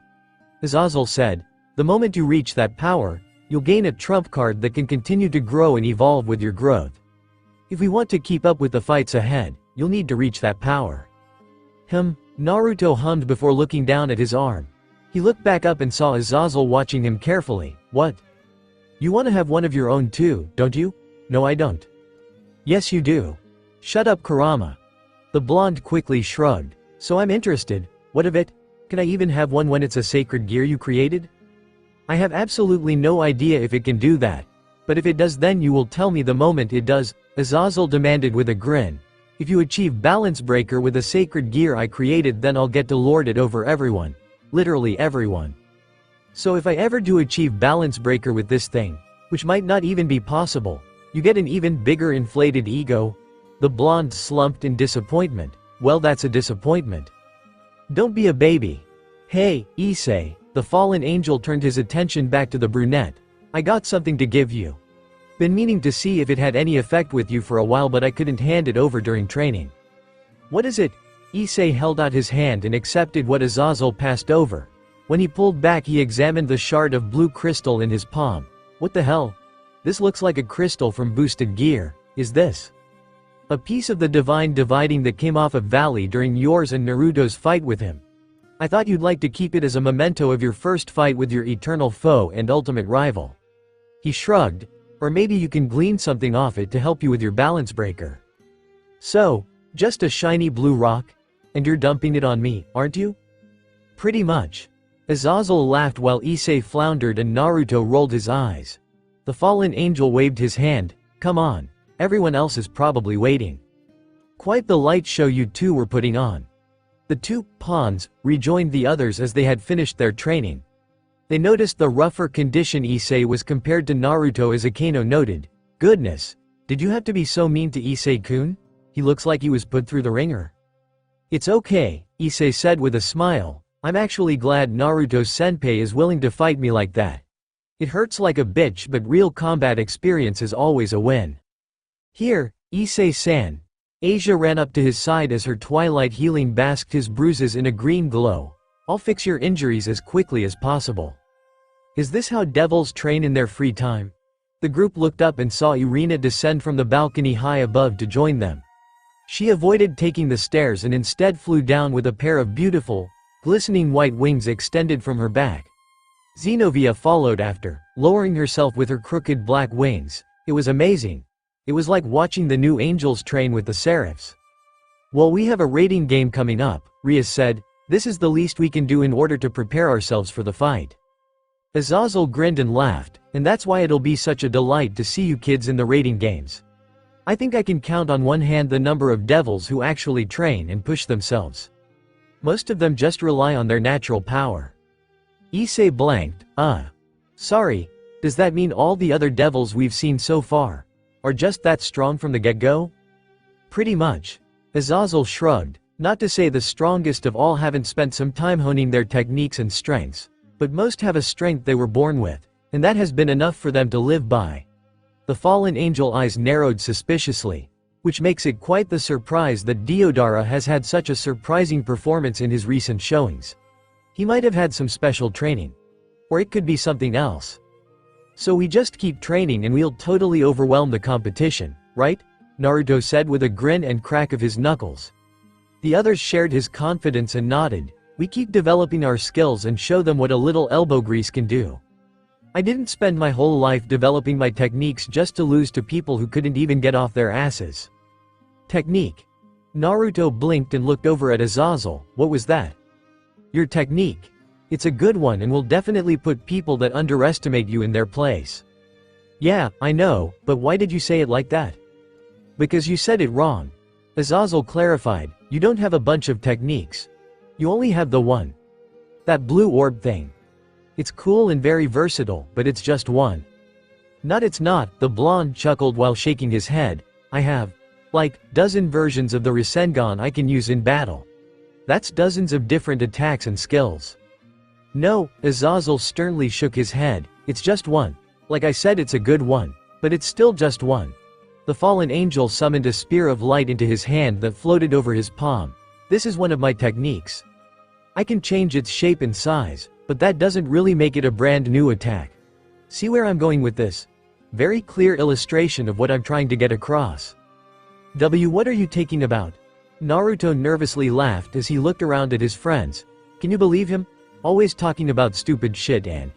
He paused and looked around at the peerage, but felt his belly twist when he saw them avoid direct eye contact. Wait, are you serious? Do you think so too? Well, yes. Akeno nodded. Your attack is powerful, but making it bigger and putting a blade around it barely counts as a massive division from its base form. Akeno, sorry bucko, but if we don't tell him he'll never learn. He just completed his demonic power training and the first thing he did was incorporate it into his ball attack. He has a problem and we need to help him. I can't believe this. Remote looper appeared on his arm as Naruto snarled. Kurama, tell all of them they're wrong. All the Rasengan techniques are all their own individual and capable attacks and skills. Well, you know uniqueness is a harder thing to accomplish than people believe. What the fuck are you tiptoeing around the subject? When the fuck haven't you been as brash as possible and spoken your mind? Well, it's never been a subject as personal and delicate as this. How is this delicate? It was one of the first techniques you ever learned. You were so proud of it. How was I supposed to tell you it was getting a little? What was it? Excessive. Okay. It was excessive. I mean each and every time it was something with the Rasengan. It's special to you and something from your father I know, but there are other shapes in the world. Is it too much to ask to hit someone with a cube? Or a cone? Naruto lowered his arm, staring ahead blankly as his words danced on his tongue. Unable to form his sentence, he shook his head and slowly broke away from the group. He made his way up the stairs and entered the elevator in stunned silence, leaving everyone else on the ground floor. Azazel hummed, "I meant that as a playful jab at first, but I might have ended up fucking his brain, oops." Rias glared, "This is why I hate you, devil." "Ah, it feels so good." Irina stretched out her limbs and moaned while feeling completely engulfed in the steaming hot water of the bathhouse of the hotel. The chestnut-haired girl sighed contentedly as she leaned further into the bath, crossing her arms beneath her large breasts and making them float on the water as her heart splayed out around her. "This is a proper bathhouse, just like I remember taking when I was younger. This is much better than the one we took when we first came to town, right Xenovia? If this is what one of these is supposed to feel like, then I was sorely undersold during our first attempt." The blue-haired warrior was not slumped into the water, but she did have a blissful expression on her face as her skin started to flush from the heat. She crossed one smooth leg over the other as she sat on the edge of the bath. This might be one of those splurges Azazel went for that is totally justified. "This is my first time in a bathhouse like this." Asia raised her arms and watched the crystal-clear water wash off her limbs. "It's so serene and peaceful. I wish I had realized how wonderful these places were before so I could visit them more often. If you like it so much I can wash your back for you, Asia-senpai," Kaneko offered, opening her eyes after soaking in the water enough to be lightheaded. She sat up beside the other girls. "You can wash yourself over there by the faucets, but when you come with friends you can take time to help each other clean up." "Really?" Asia beamed a smile. "Thank you so much, Kaneko-chan." "No biggie," the freshman said with a slightly flushed face. "Is that really a custom here?" "I think so," Irina answered with uncertainty. She looked up and saw Xenovia's unimpressed expression before the angel pouted. "Hey, it's been a long time since I was in a proper one of these. And I was just a little kid back then. I was more impressed with looking around and playing in the water than actually taking the bath." "You peed standing up and you hated baths." Xenovia shook her head. "You continue to shock me with the stories of your youth, Irina." "Xenovia, for someone who always made comments about me and how feminine I was, it sounds like you could use some guidance as well," the blue-haired woman said, taking some silent enjoyment at the shock and dismay on Irina's face at her jibbing. The knight looked over her shoulder. Perhaps they could give us some lessons on acting like proper ladies. Irina pulled herself up to the side and watched with envy. "I don't think we could ever match them." Sitting together by the faucets were two incomparable beauties who were washing their bodies with warm water and soap. Akano had her hair out of its signature ponytail and nearly rolled out onto the wet ground. Rias let out a content sigh as she ran her sponge over her arms, leaving a trail of bubbles behind with her crimson hair matted to their backs. The two older women were having a casual chat as they washed themselves. The other girls couldn't look away. The sheer perfection and grace of their skin. Their bodies that looked like the ideal form and shape going from the bottom of their legs and traveling all the way up their hips and waists. And somehow the practiced way they could do everything they were doing while ignoring the massive obstacles that protruded from their chests. "Wow," Asia muttered with red cheeks, "they're so big. I wish mine were like that. Issei-san would be so happy then." "Do you think they had to do something special to get like that?" Irina queried while hiding most of her red face in the water. "They look like they could be models for great pieces of art or even sculptures. Just so beautiful I couldn't even begin to describe them. They truly are enviable for those forms," Xenovia noted. "I wonder what it would be like to have bodies even somewhat close to theirs." Kaneko's eyes twitched irritably as she glared at the larger breasts of all three holy girls, coveting the sight of the two seniors' forms. "You fucking serious right now?" "Ah, that was nice." Ria's voice carried as she and Akano finished washing up and came to join them in the bath. Both girls sighed with delight before Rias looked at the others. "What were you talking about?" "Just lamenting about the clear and unfair gap between the development of humans and devils," Xenovia quickly answered. "And along that same vein, can we expect to keep growing now that we're devils?" "I don't see why you're so eager, Xenovia-chan." Akano giggled before flinching and rubbing her shoulders, causing her massive breasts to bounce uncontrollably. "These things can be quite a hassle sometimes. I can't remember the last time my shoulders and back didn't ache so badly." "She's right." I'm guessing you all have that too, right? Zenobia nodded. I suppose so. Irina nervously laughed. They do get in the way sometimes. Asia shyly added in, I do have some problems as well, sometimes. My shoulders don't hurt and my back is totally fine.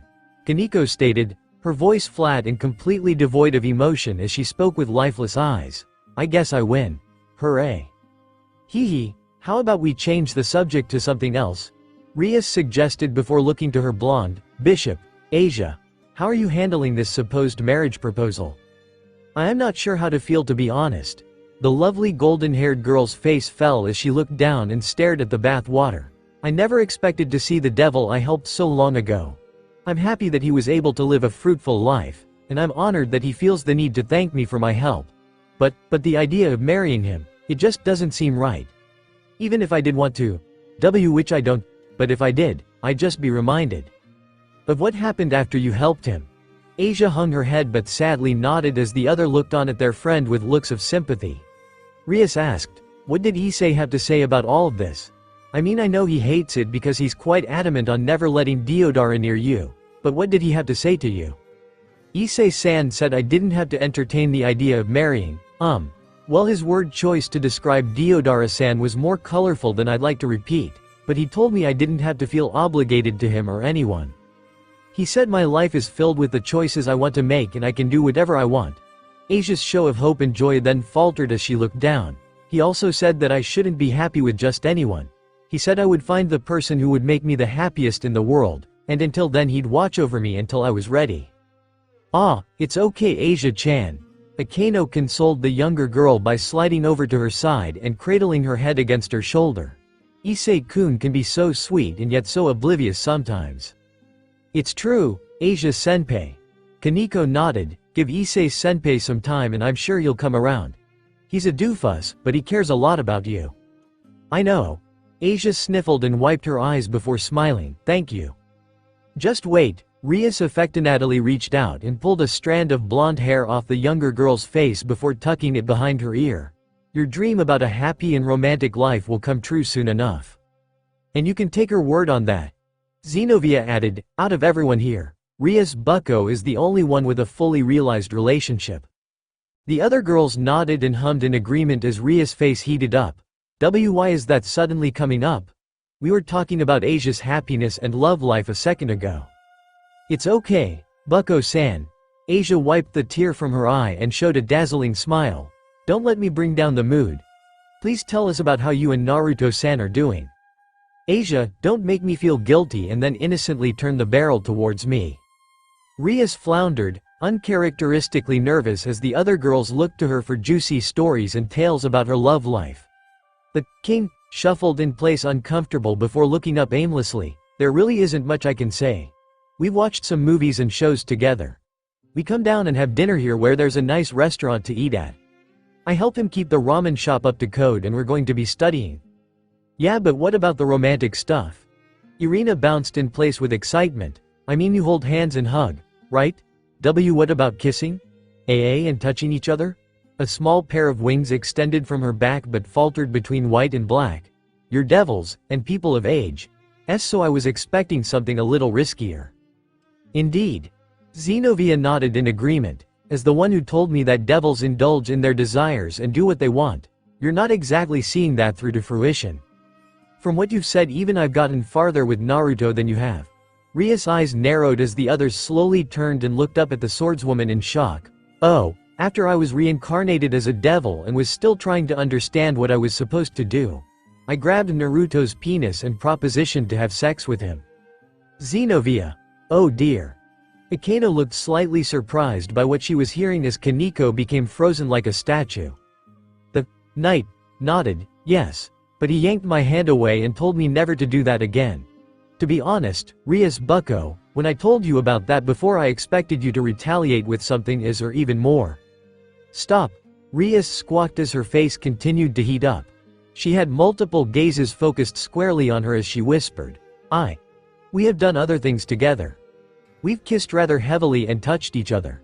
And one time Rias gulped as she remembered the time her hand was firmly around his member as his hands kneaded and sunk into her breasts. She gulped. We were really close to doing something.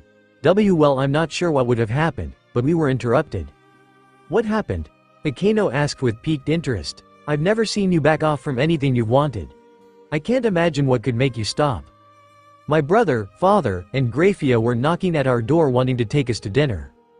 You got clam jammed. Yes, I know Kaneko, thank you. What else? What else has happened? The Gremory heiress leaned back uncomfortably as her friends pushed for more. She had to wonder how Naruto was doing on the boy side. Devil, Naruto stared ahead blankly as he continued to scrub a single part of his arm. There's the base version. Then I made it slightly bigger. Then I made it much bigger. Then I added a shuriken. Then I made the shuriken bigger. Okay, so far so good. After that, Yuto watched his senior. He might be taking what we said a little too close to heart. The knight had only meant to provide his friend and colleague some constructive criticism about his range of attacks along with the others, but instead had apparently shaken the ninja to his very core. The Rasengan technique was obviously very special to him, and he had been adamant on developing and enhancing it. But now he seemed to realize just how much time and effort he spent into developing his first technique further than anything else. The handsome blonde looked to his side. Gasper-kun, do you think there's some way for us to cheer Naruto-san up? Yuwa, the younger boy, looked dizzy and red-faced as he sat in the hot water of the bath. Yuto-senpai, my vision is getting all blurry. I don't think I'm used to staying in a bath this hot for this long. Gasper's head rolled around on his shoulders. I think I'm going to pass out. Then you should probably get out now. The Dhampir nodded and shyly stood out of the bath, clutching his towel to his tiny body in embarrassment. The blonde then looked to the side. Issei-kun. Okay Diedrich, do it. Boost? Issei covered his eyes with the fingers of his gauntlet as he stared at the wall. He stood like that for several seconds before growling. Damn it. Diedrich, I thought I could look through the wall to the girl's bath, but my vision just zoomed in on the tiles. We're stronger now. I thought I'd at least have X-ray vision if we tried. Don't blame this on me. Do you have any idea how demeaning it is to have to use my power to help you peep and perv on the opposite sex? I'm a dragon for fuck's sake? And I'm your host. I'm trying to draw out the depths of your powers, and this is how I do it. By satiating your lust and indulging your rampant libido's desires. Damn straight. Kiba. Best not to look to them for advice or solidarity. The knight looked over to Azazel as the fallen angel leaned back in the bath. His body was very well developed from centuries to millennia of battle and nary a scar to blemish it. One of his arm ended in a stump after he had taken off his robotic prosthetic to enter the bath. They're a tad bit preoccupied in getting their own matters together to focus on anything else right now. I can understand that, but their matters are pointless and a total waste of time? The older man laughed. Yeah, most matters are, but for the ones pursuing them there's nothing more important in this world. Issei. I don't think you're going to crack being able to peer through solid objects just yet. And no, just because we own the place doesn't mean you can punch a hole through the wall and fix it later. The Governor-General waved him over to join them in the bath. Issei frowned but decided to call it quits for now. The pervert made his way over and joined them, but you're going to have to tell me when you finally get X-ray vision, because I call a turn looking through the walls next. Azazel-sensei, Issei nearly wept with joy, you're the only one that understands the necessity of what I do. There is no necessity, millions of years of human development to control your basic urges and instincts from taking hold of every decision you make, and it's all thrown out the window the second blood rushes downward. Now, there's no need to whine about it, Diedrich. This isn't whining. This is genuine concern that my host has no ability to control the desires of his penis. That's not exclusive to him. Azazel assured with an amused chuckle before regarding Issei properly. But there's something interesting you brought up early. I'm glad to hear. That you want to draw out more of Dietrich's strength for the future. Might you be thinking about your future battles and how you can improve? Well, kinda, I guess. The pawn sounded uncertain. I mean, I'm not doing so great at the moment in my battles. And I'm trying to motivate myself to get stronger for the future, so punching Deodara Astaroth must be your greatest desire at the moment, right, Issei-kun? Well, when you say it like that I feel like a tool. The brunette admitted in guilt, even as his expression turned into a frown. But I can't say that isn't on my mind right now. I mean the way he just walks up to her and says he'll give her everything in life, after being the cause of it all getting taken away in the first place. How the fuck am I supposed to just take that sitting? He's certainly got you riled up. He's in Asia's head too. Issei seethed. He's got her worried and fretting everything. You think it's Deodara that has her worried? Yeah? Issei blinked. Who else would it be? Hopefully you'll find out. Azazel chuckled as Yuto sighed. You know Issei, you're allowed to be selfish and stake your claim if you want. I'm sure some people would prefer that actually. What? Never mind. And since I'm on the topic of giving out romantic advice, Naruto, come over here and I'll tell you every skill and technique I've ever learned so you can become the most capable and amazing lover the world has ever known. Itachi's weird substitute. Then I spent what equals years training with the Nature Edition. Then I used it on that weird Akatsuki member. Then I beat Pain with. Oh man, how many times did I use them on Pain? He's still busy. Oh well, I guess I'll keep those secrets for another day. Azazel stretched out his arm before standing out of the bath, flipping his towel over his shoulder as he walked naked up to the exit. I think it's time for me to get out. You're finished? Well, I promised I'd meet with an old friend of mine a little later, and it'd be rude for me not to prepare for his arrival. You kids can spend the night in some of the rooms if you want. Azazel waved them off. See y'all later. Devil. Naruto made his way up to his room in contemplative silence. He sighed as he shook his head. Okay, so I might have put a little too much of my time into developing all those versions of the Rasengan, but they were helpful in the end. Think about all our fights and battles they helped us win in a clutch. So there's no way what they said actually means anything. Naruto, you have been thinking about this non-stop, over and over, for hours. It's night now and you're still thinking about it. Now you can keep trying to convince me and yourself that this isn't affecting you, but when you do something for the better part of a day because they got in your head and you try to say they aren't, that's called denial. And if you're trying to deny it so hard, do you know what that means? That they may have a point. That they may have a fucking point. Thank you, can you get over it now? Geez, you're riled up. Calm down. Naruto walked into his room, dropping back into his bed and feeling his bedmate's body settle beside his. You made it sound like I'm the one going delirious, but you sound like you're going to lose your marbles any moment now. Hey Pot, I'm Kettle, and that's not Rias. Say what? Naruto looked over to see the seafoam eyes of his girlfriend he had gotten so used to, but instead found himself looking into a pair of brown eyes instead. I'll be honest, I didn't think you'd get in bed while I was in it. Xenovia. Naruto leapt out of bed and watched the blue-haired girl lift herself up and rub her eyes clear. He noticed she had changed into her sleepwear for the night, a simple t-shirt and some short shorts for her comfort. When she finally blinked and got the sand out of her eyes, she looked up at his frown. What are you doing in my room? Azazel extended the offer for us to stay the night and a few of us took it up. He did. Once again you didn't hear because? I was in my own head. I get it. You're a broken record sometimes, you know that? The blonde sighed and then looked to the younger girl again. So why did you come in here? I wanted to speak with you and Rias Bucko. Xenovia reached down beside the bed and pulled up a deck of cards. I've slept along with other people before during missions, but I think this is the first time I'm taking part in a sleepover. We've trained and bathed, so I thought playing a card game would be a good way of rounding out the day. She looked up at Naruto. I was waiting in this room and started dozing off because the bed was really comfortable. Are you a battle-hardened warrior from the church? Or just a little kid excited because she's finally spending the night somewhere else? Because at the moment it looked like she was the latter. Hey, how did you even know this was my room? She led me here. Naruto followed Xenovia's point and looked back at a large comfy chair that Kaneko was snuggled into. She was dressed in her little pink pajamas, and her ears and tail were extended as well. Naruto rolled his eyes and knelt down to poke her shoulder. Hey, time to wake up. Naiha. The freshman blearily opened her eyes, her gaze still hazy before she looked over to the whiskered blonde. Oh, hey senpai. Did I sleep here all night? No, it's still night. But you need to get up so, hey. Naruto reeled back as her arms circled around his neck and pulled herself closer to him. He tried to lift himself up but Kaneko was dragged along as well, forcing him to cradle her legs and hold her up. And what are you doing now? I'm tired. She mumbled, take me to bed. That. That can be misinterpreted very easily. It's just Xenovia with us, but if someone else heard that, it might be bad. Naruto's eyes glazed over as he slowly looked over and saw Rias standing in the doorway in her sleeping wear.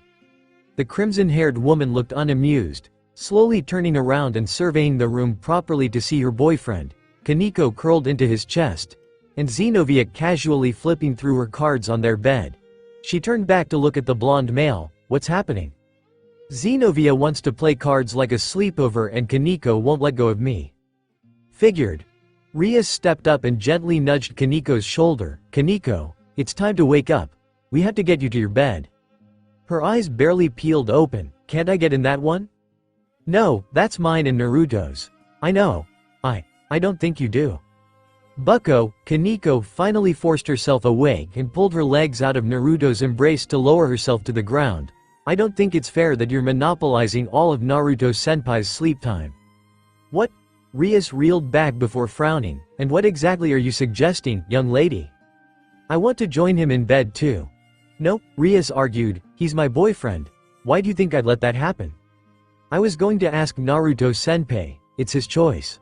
Kaneko, you already take Naruto's lap whenever he's sitting down. I'm not letting you take the bed too. Well, I think we should ask him. Fine, Naruto, where'd he go? He left after your discussion started to get heated. Xenovia said, on the ground as she held up her cards. Shall we play a game now? I hear Old Maid is a classic for sleepovers. Quick question, how do we play it? Rias and Kaneko blankly stared between each other before looking back at the hopeful expression in Xenovia's eyes. Devil, Naruto felt kind of guilty slipping away while Rias and Kaneko were arguing, but he was the cause of the argument and if he was pulled into it later he wasn't sure how he'd manage. So he slipped away and was making his way down the stairs. Do you think they'll be alright? If you were actually worried you'd still be back there helping them work things out instead of saving your own ass. Naruto grumbled but begrudgingly surrendered the point to the fox.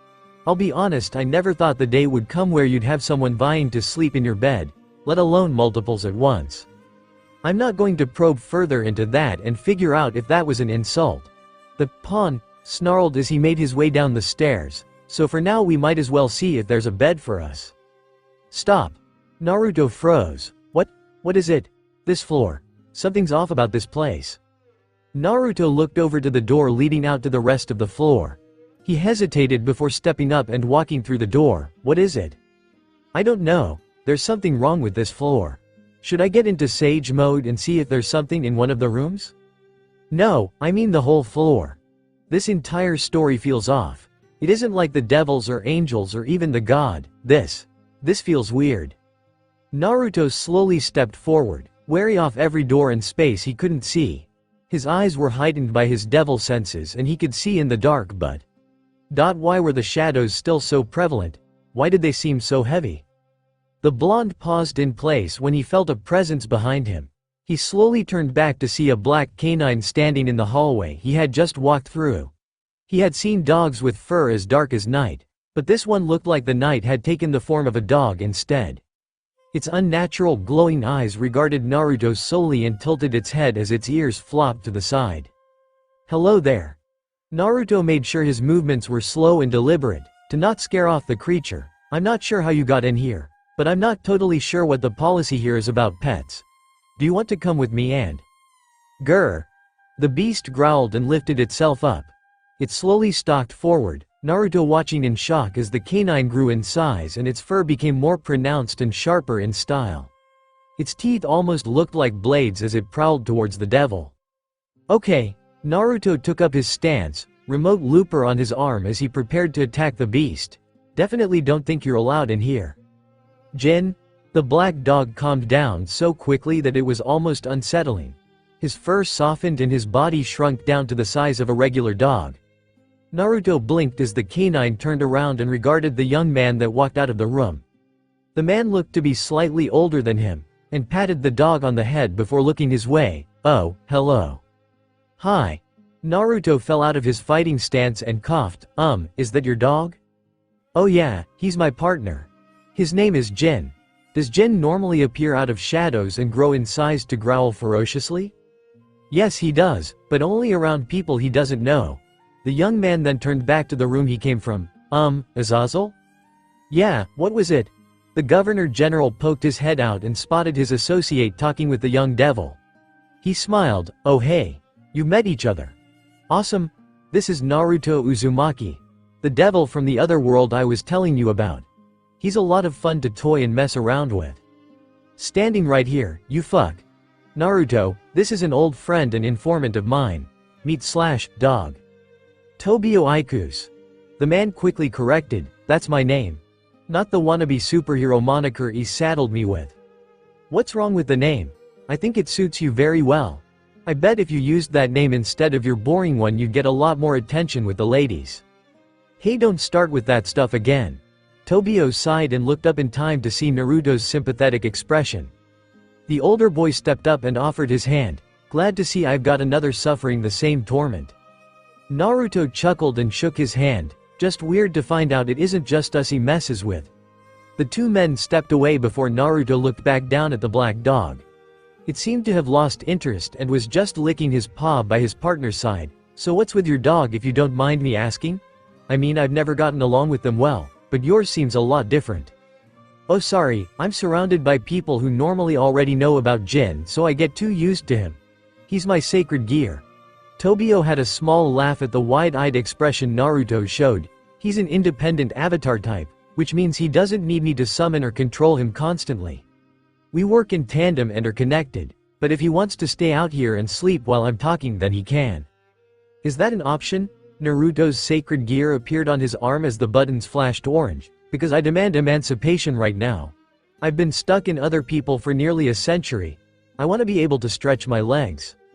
This is my sacred gear and the Biju that possesses it, Kurama. Naruto dryly said after his partner's outburst.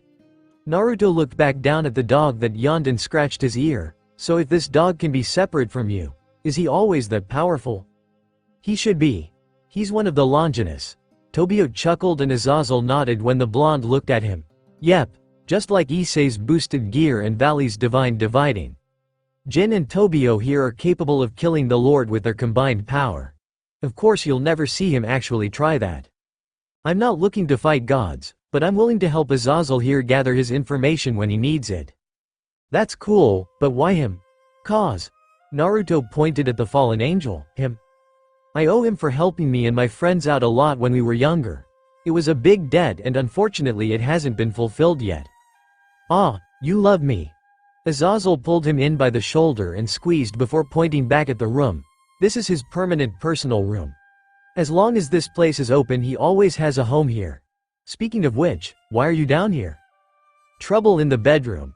Naruto raised his hand when he saw Azazel's expression brighten. Not what you think. Xenovia wants to play a card game and Kaneko wants to sleep in the bed and Rias is annoyed. Azazel smirked, so it's pretty much exactly what I was thinking. The blonde rolled his eyes. Well, you should tell the girls to get their rest, and you should follow after them. What/dog? Tobio. Just told me is leaving me a little concerned. Apparently there are some serious movements being made in the shadows. Azazel's demeanor changed from its constant playful, easygoing lightness as he spoke firmly. A lot of players and powers are staying low and moving quickly. By themselves it wouldn't be a problem, but if they're coming together. Naruto's eyes narrowed. Chaos Brigade. That's right. The biggest threat to the peace we're trying to broker right now. If they're gathering, and if they make a move anytime soon, we'll be in trouble. Omake. Covet the throne, I win senpai. Kaneko bragged in her soft, toneless voice. She and Xenovia watched as her character cheered and taunted over the knight's beaten body. That's 10-0. Damn, Xenovia grumbled, her eyes twitching as she furiously gripped the controller in her hands. She refused to surrender just yet. Another match. In a second, Kaneko stood out of Naruto's lap, the blonde having sat in total silence during their entire match. The freshman stretched and made her way out of the room. I need to go to the bathroom real quick. Xenovia watched the rook exit and stared at the screen for a few seconds. The former church warrior secretly looked over to the seated blonde and then down at his lap. She quietly stood up, made her way over, and whispered, Naruto, is it alright if I take a turn sitting on your lap? That wasn't a no, so I'm going in. Xenovia dropped down into his lap. The blue-haired beauty sat there in silence, shuffling around in her seat and trying to get comfy. It took her a little bit of maneuvering, but she was almost there. She just had to find the most optimal seating arrangement with the thing in the middle. So far I don't think I see what Kaneko finds so appealing about sitting. Xenovia. She leapt up in fright as Rias appeared in the doorway. The king's face was red with anger as she marched over. Why are you sitting in his lap? I wanted to see what Kaneko liked so much about sitting in his lap. So you did it too? She fumed and pouted in silence. That's it, I'm not letting anyone else take his lap. If anything, that is my seat. The Gremory heiress stepped up and dropped down in Naruto's lap instead. She indignantly crossed her arms. I'm not moving from this spot. I'm back. Kaneko re-entered. Xenovia senpai, if you still want that rematch, I'm willing to. Bucko? The young Nekomata frowned and stepped up. Bucko, that's my seat. Give it back. No, it's my seat now. I called senpai's lap forever. Well, I'm taking it now and you can't change that. To be honest, I'm not really seeing the appeal of sitting in a lap. Xenovia admitted with a tilted head. Perhaps it depends on whose lap you sit in. What do you? Hey! Rias squeaked as Xenovia dropped down in her lap instead. Xenovia, what are you doing? Testing a theory. The blue-haired girl reached over and pulled Kaneko down to sit in her lap as well. All three of them were seated atop each other with the blonde man at the bottom before Xenovia asked, Kaneko, what do you think? I hate this. I want Naruto-senpai's lap back. I'm still not sure what I'm supposed to get for sitting in a lap. And I'm not moving from this spot, you understand, right Naruto? Naruto? All three girls looked back and found the blonde's face had gone deathly pale and unresponsive. They slowly stood up and poked him in the cheek. I think we killed him. Bucko, I think your big butt did the deed. I didn't do it, and my butt isn't that big. Rias noticed them leaning back and looking at her backside. Don't measure it. Did we cut off the blood flow to his legs? Was it too much weight at one time? Should we do something? Naruto lurched forward and the three girls jumped back in fright. The blonde's eyes rapidly shot around as he gasped for breath. How long have I been out? Don't know. You monsters. Let me stretch my fucking legs. He tried to lift himself up but planted into the ground. Pins and needles. After that, Naruto demanded that if anyone tried to sit on his lap, they'd moderate the time only long enough that he didn't lose feeling in his legs. They were not happy about that rule. He did not care. Devil.